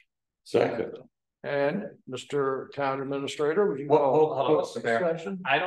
I don't have the power to, like, I'm a member of the planning commission. I don't have the power to restrain. for them. That's a planning commission discussion. That's not a town. I can't, to me, at the moment, to ask the town, do they want to have it done? We're trying to have You it can done. abstain then. No, it's not that it's not that I'm going to abstain. I would vote no. My point to you is that's an unreasonable thing to ask the planning commission to be bound because if you have some issue with it, and I just think that's highly unreasonable for the council to immediately offer an objection like that. Let them in good faith do their work. Let Lincoln in good. We just voted, so the planning commission can do its work. Don't tie the hands of the planning commission. Don't tie the hands of Lincoln. Since we've just voted, let us as the planning commission do our job. Let Lincoln do his job, and I think it's a bad idea to now add a time like that. When, Well, Dan, the Commonwealth of Virginia mandates that a comprehensive plan be submitted by what time? It's like every 5 years. So, but they have a date. By the end of the year, I think. I think it's the end of the year. I don't think it's an unreasonable motion. Although Mr. Bowling said at our work session it means that, nothing. that You it can doesn't, stretch it, yeah. you can stretch it into January. I think the planning commission already knows this. I think what we can ask them to do, maybe not through a motion, but just have greater visibility into the project plan of this. Yes. So that we're more assured that we're going to get a draft before December so that we can actually approve it and go through the approval cycle of that time. This seems to be something that we can just ask the planning commission through our liaison if they can accommodate that, and they can come back with an answer to us. Does that sound reasonable? But we need to submit it on time to Yes, we know. the Commonwealth. Understood. I mean, the confusion is that the town council really never interviewed, hired or directed this, and we were responsible for him and we were responsible for, so he's kind of on his own. And I think we need to hold his feet to the fire. I mean, I think, you know. I don't think he's not saying that, Bill. Well, I mean, I think the planning. No, but I mean, the town council. We'll have a chance. If you want more visibility, that's a Yes. different issue, but that we shouldn't want say more he's communication. working on his own. So And I think it's something we can informally ask the planning commission. We'd like greater visibility into the Yes. project plan, and we'd like greater Monthly update. visibility into the deliverables. That's not Yes. unreasonable. Yeah, and to say hold his feet to the fire, I mean, it's Yeah. very threatening, you know. It is. He's doing his job. When you say hold his feet to the fire, you make it sound like he's not showing up, he's not doing what he said he was gonna do. What did he He's say he not- was gonna do? Help with the comp plan. I know, help. I mean, what specifically, what is that? I'm not gonna put This- words into his this- mouth. I haven't had a discussion Okay, with well, I him. think that's what I'm talking about. Speak, I am not, I'm not being funny. Uh-huh. We just voted to say we will pay him through December. If the planning commission came to us and said, we took a vote and you have to have your strategic plan done by this time, we would all be like, excuse me? Right. Whether they're done in December or not, whether it's a little late or not, we're paying him through December. Either it'll be finished or it won't be, and the planning commission will finish it on their own, which is what you want them to do anyway. To say we're gonna hold his feet to the fire and make him get this done makes it sound as if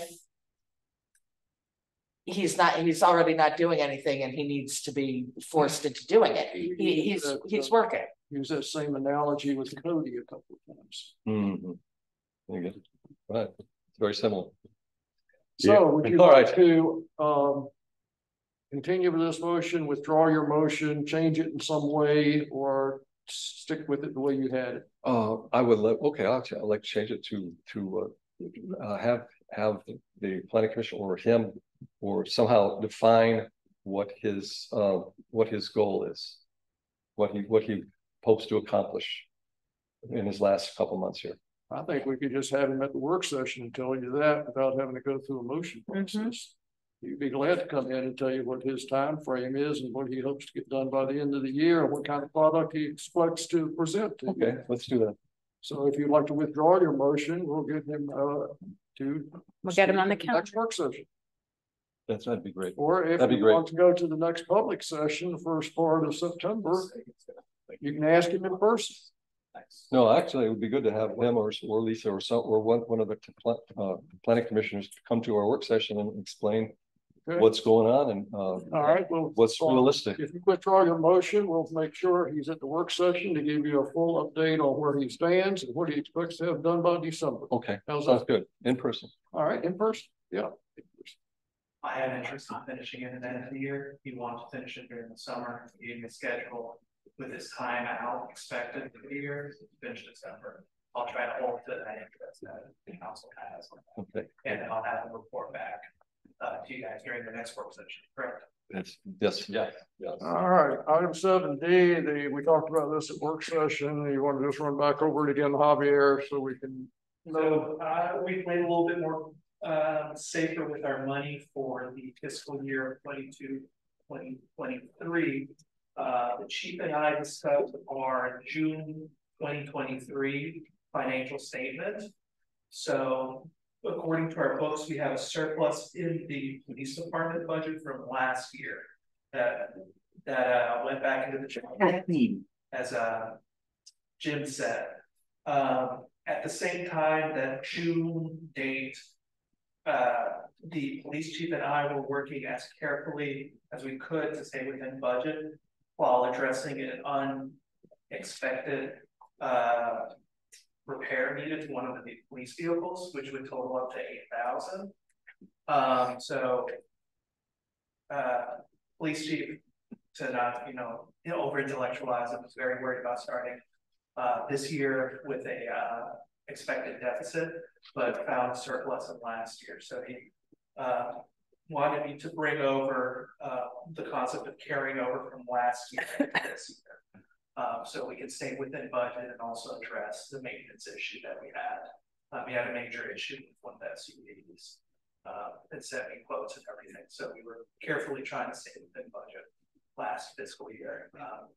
So how do we treat this? Do we have to have a motion to carry that over? If you could have a motion, then I could follow up with any other legal requirements we have on the back end. I think that should be appropriate. And then it'll be your treasurer and your executive following up on this. All right, well, let's We might want to wait till council. yeah, I was gonna say, Mr. Payne will be back in a minute. I will imagine. show.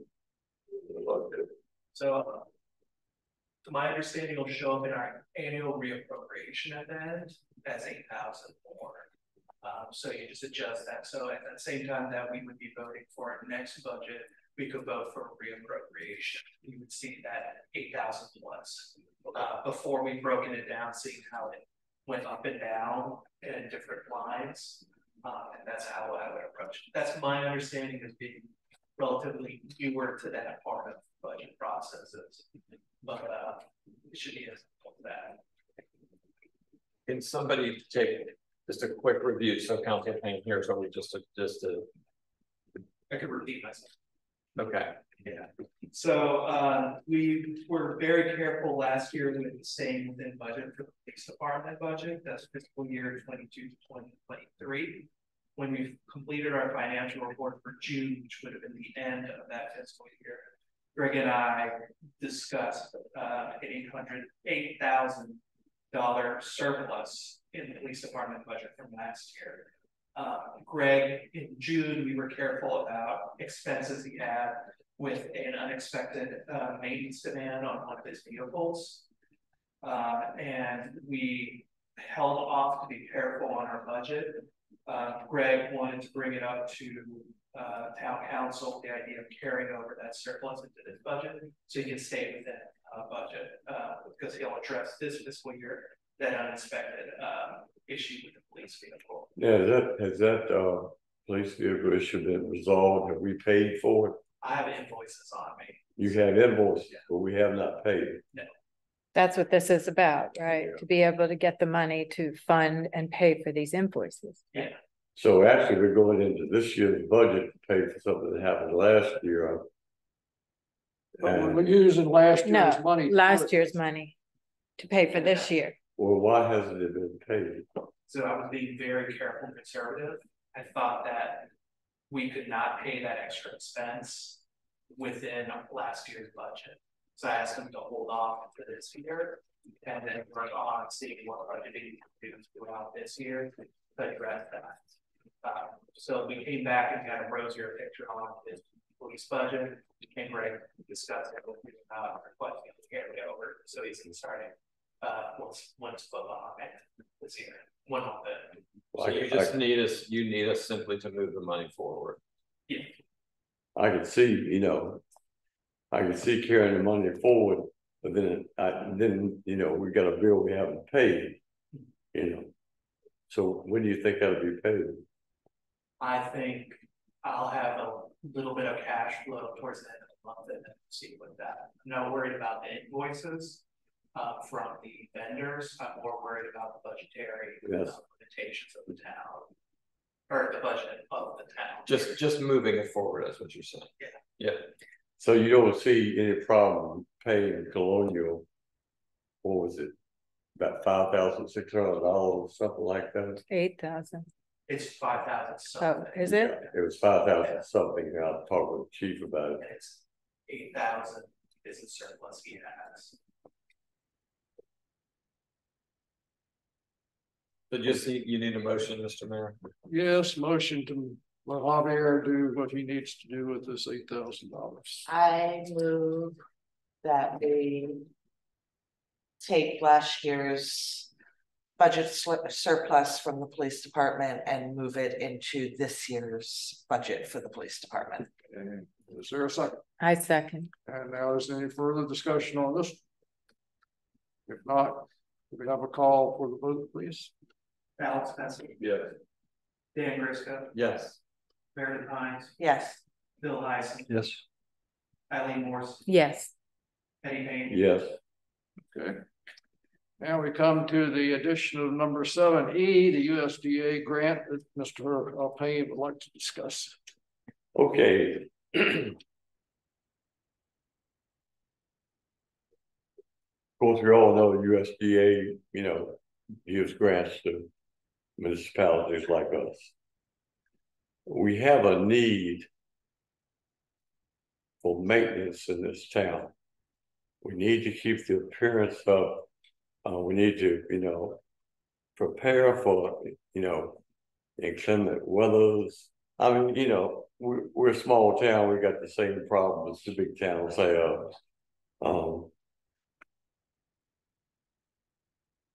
This is a time-sensitive issue because we need to start moving on it now. And the issue is, I would like to see us get a piece of equipment that would handle a lot of the maintenance issues in this town. Just to give you a short list. I don't know if you all know what a Bobcat is, but it's a very small machine that's very versatile. You've all heard me posting about the street cleanup. Well, we can't afford the street cleanup, and we don't need anything that big. But just this piece of equipment, it's going to have wheels, track attachments, and not limited to these that someone came up with. Something to clean the streets. That may have a vacuum where we can take the debris and dump it somewhere. A snow plow or blower even. Something, that we could use like a blade to move, debris or in case it happened, or even landscaping. What they call a bush hog. You can attach to it for, if stuff gets a little deep. A water tank sprayer. Then we could use these 30-yard planters and go around and spray them. And a front end loader bucket. I mean, you take a piece of equipment like this, it's very versatile. So what I'm saying is there's money to be had, but we have got to get on it now. And usually I would bring this to a workshop session, but like I said, it's time sensitive. I would like for Javier to explore the USDA grant for this type of maintenance equipment for Scottsville. Is there a match that we have to put in? Yeah. A match? Yes, as far as I know, it's probably about 25%, I believe. Now, however, excuse me, for the last USDA grant, we paid money to get the police vehicle that should be delivered at the end of the month, I hope. And once we submit the proper paperwork, what is it, Javier, 43,000 coming back to us? More than that, and 43 was just the vehicle itself before we kitted it out. So having, 70. Okay, so having said that, we're gonna have a little money to buy something like this, wouldn't you think? I thought we were putting up. I would think of it in a different way. I would think of it as, well, yeah, so we would have more cash flow. Because you have to end up floating that, and then the Right. match is a low interest loan. Exactly. So our monthly loan on our first vehicle is $269, which isn't a bad car loan, for what we get. Right. You can do a lot worse, depending what your credit is. So getting that money back, we could pay off some of that. Yeah, so as discussion in work session, that's one of the things I've been trying to rush to get back, is all the grant money we had from last year coming in. As that comes in, I would feel comfortable with also moving forward to try to get that next facilities grant.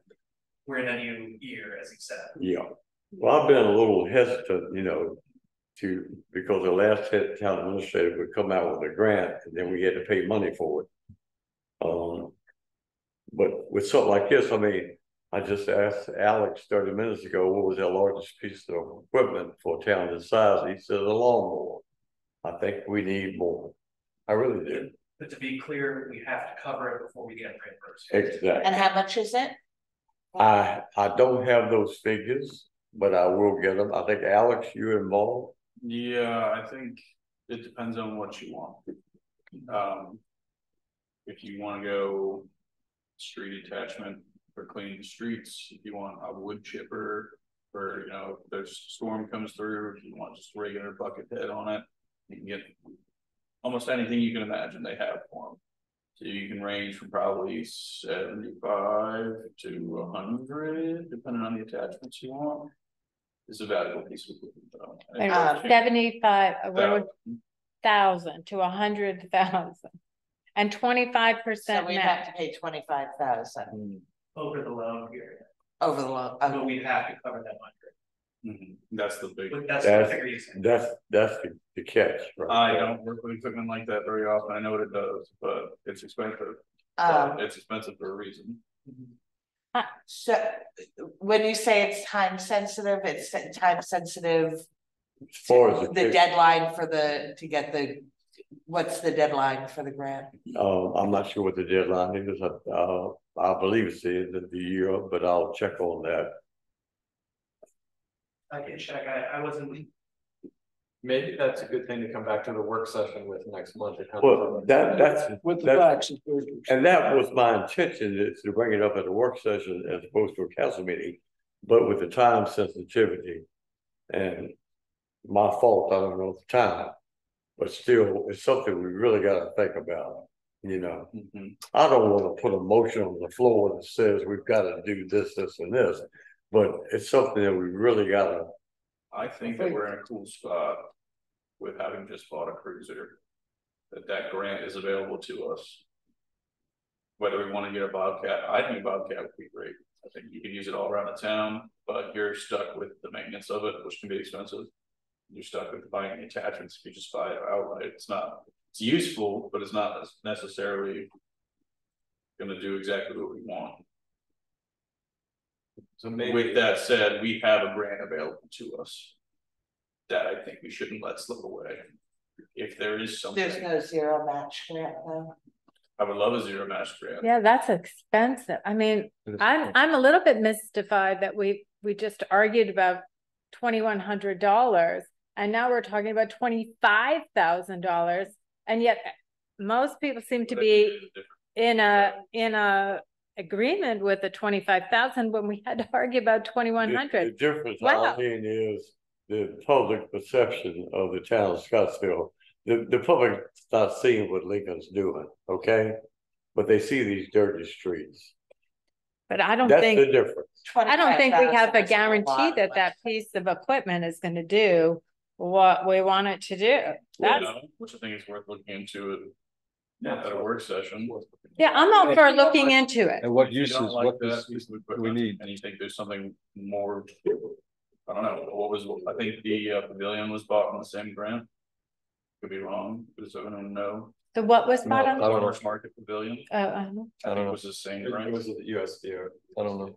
If we think it can be useful and that we will really get the money out of it, I just think that's one big number.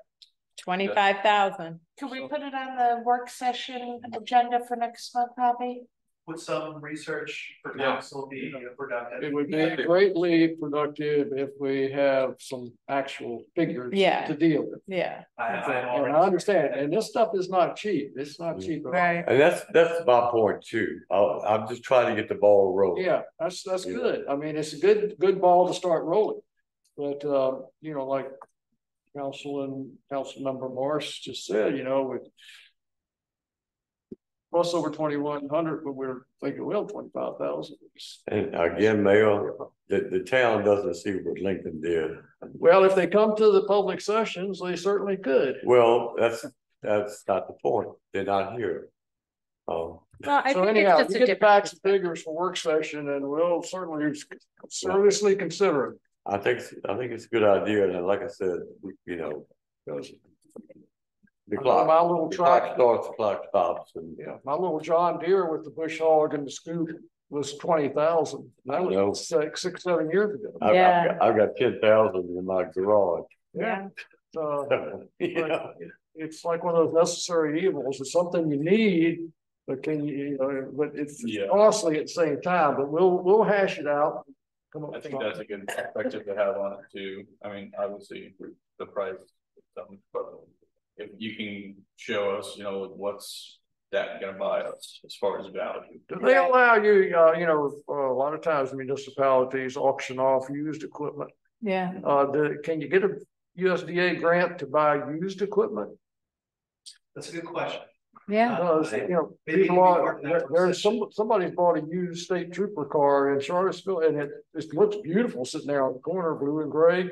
And I'm sure they got it at auction, and those things, you know, they maintain them like overboard.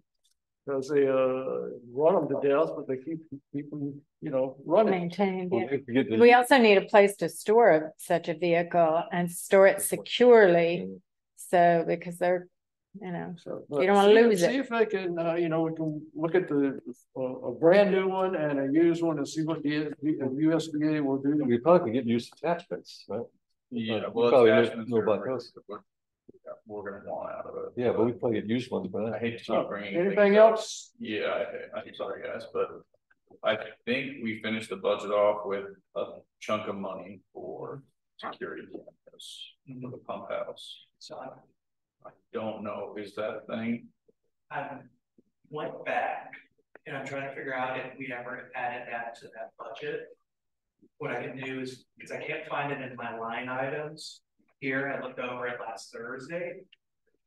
So I can go back to the regular session and the work session and look at minutes or videos and see if we specifically put it a line. My concern is that it got lost in all the switching we had in that work session. Do you remember an exact amount? Because I think it was 6,000. would that be for the pump house? I think it was under pump house, it was one of the last things in the budget that we were I looking know we at. talked about it. But I can't remember if that was part of the budget or if that was supposed to come out of the larger surplus. Anyway, point being, if it's there, let's use it, and if it's not there, let's find it and we can. We should Sure, revisit something that because I else. think that's a really, really important point For the cameras? to keep that secure. Also, the Mhm. maintenance facility too. Yeah, absolutely. Can I email staff after I take I Yeah, email council as staff after I take a second look at our budget? Sure. That's my first indication from last week. sure. Yeah. Okay, anything else, guys? just one thing, maybe.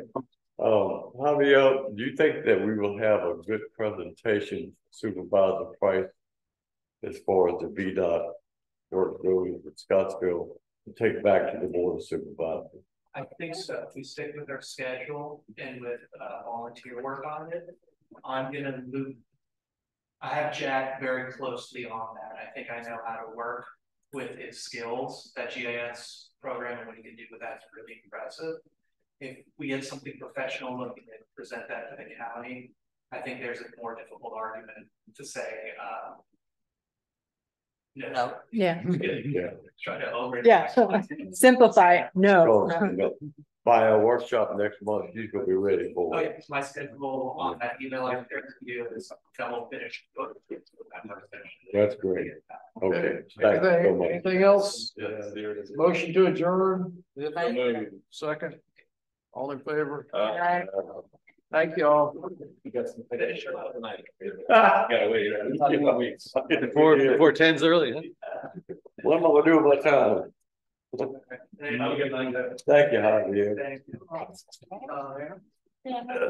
Eddie, you can know a little bit about lockdowns, I have no idea. I can run up with Chief about what he did with the grants. And then there, I can give you some decent information and share with you. Okay. I just don't know anything about lockdowns. Well, it's just a little machine, you know, that does a whole lot of things, you know, I've never run one, but And hopefully it could, it's very versatile, which is kind I've seen them, they're pretty, well, not for this, but they're pretty cool. they're pretty small too, you know. Alright. Well, I tell you, for a town outside, we need something that can move things, you know. I mean, you can take it up that trail, somebody, but put it in front of a little bit, dump it out. I think in the long run, we could make things better here. I don't know if we'd save any money, but we try to make things, so. More like it. we could do some mowing too, right? That's Yeah, you can put it. because I think we need something for the, using the trails and, you know. Yeah, I think it's good. I think it's, you know, but they're not cheap. Yeah, That's the problem. yeah. To see what the USDA says, obviously we'll get that for us.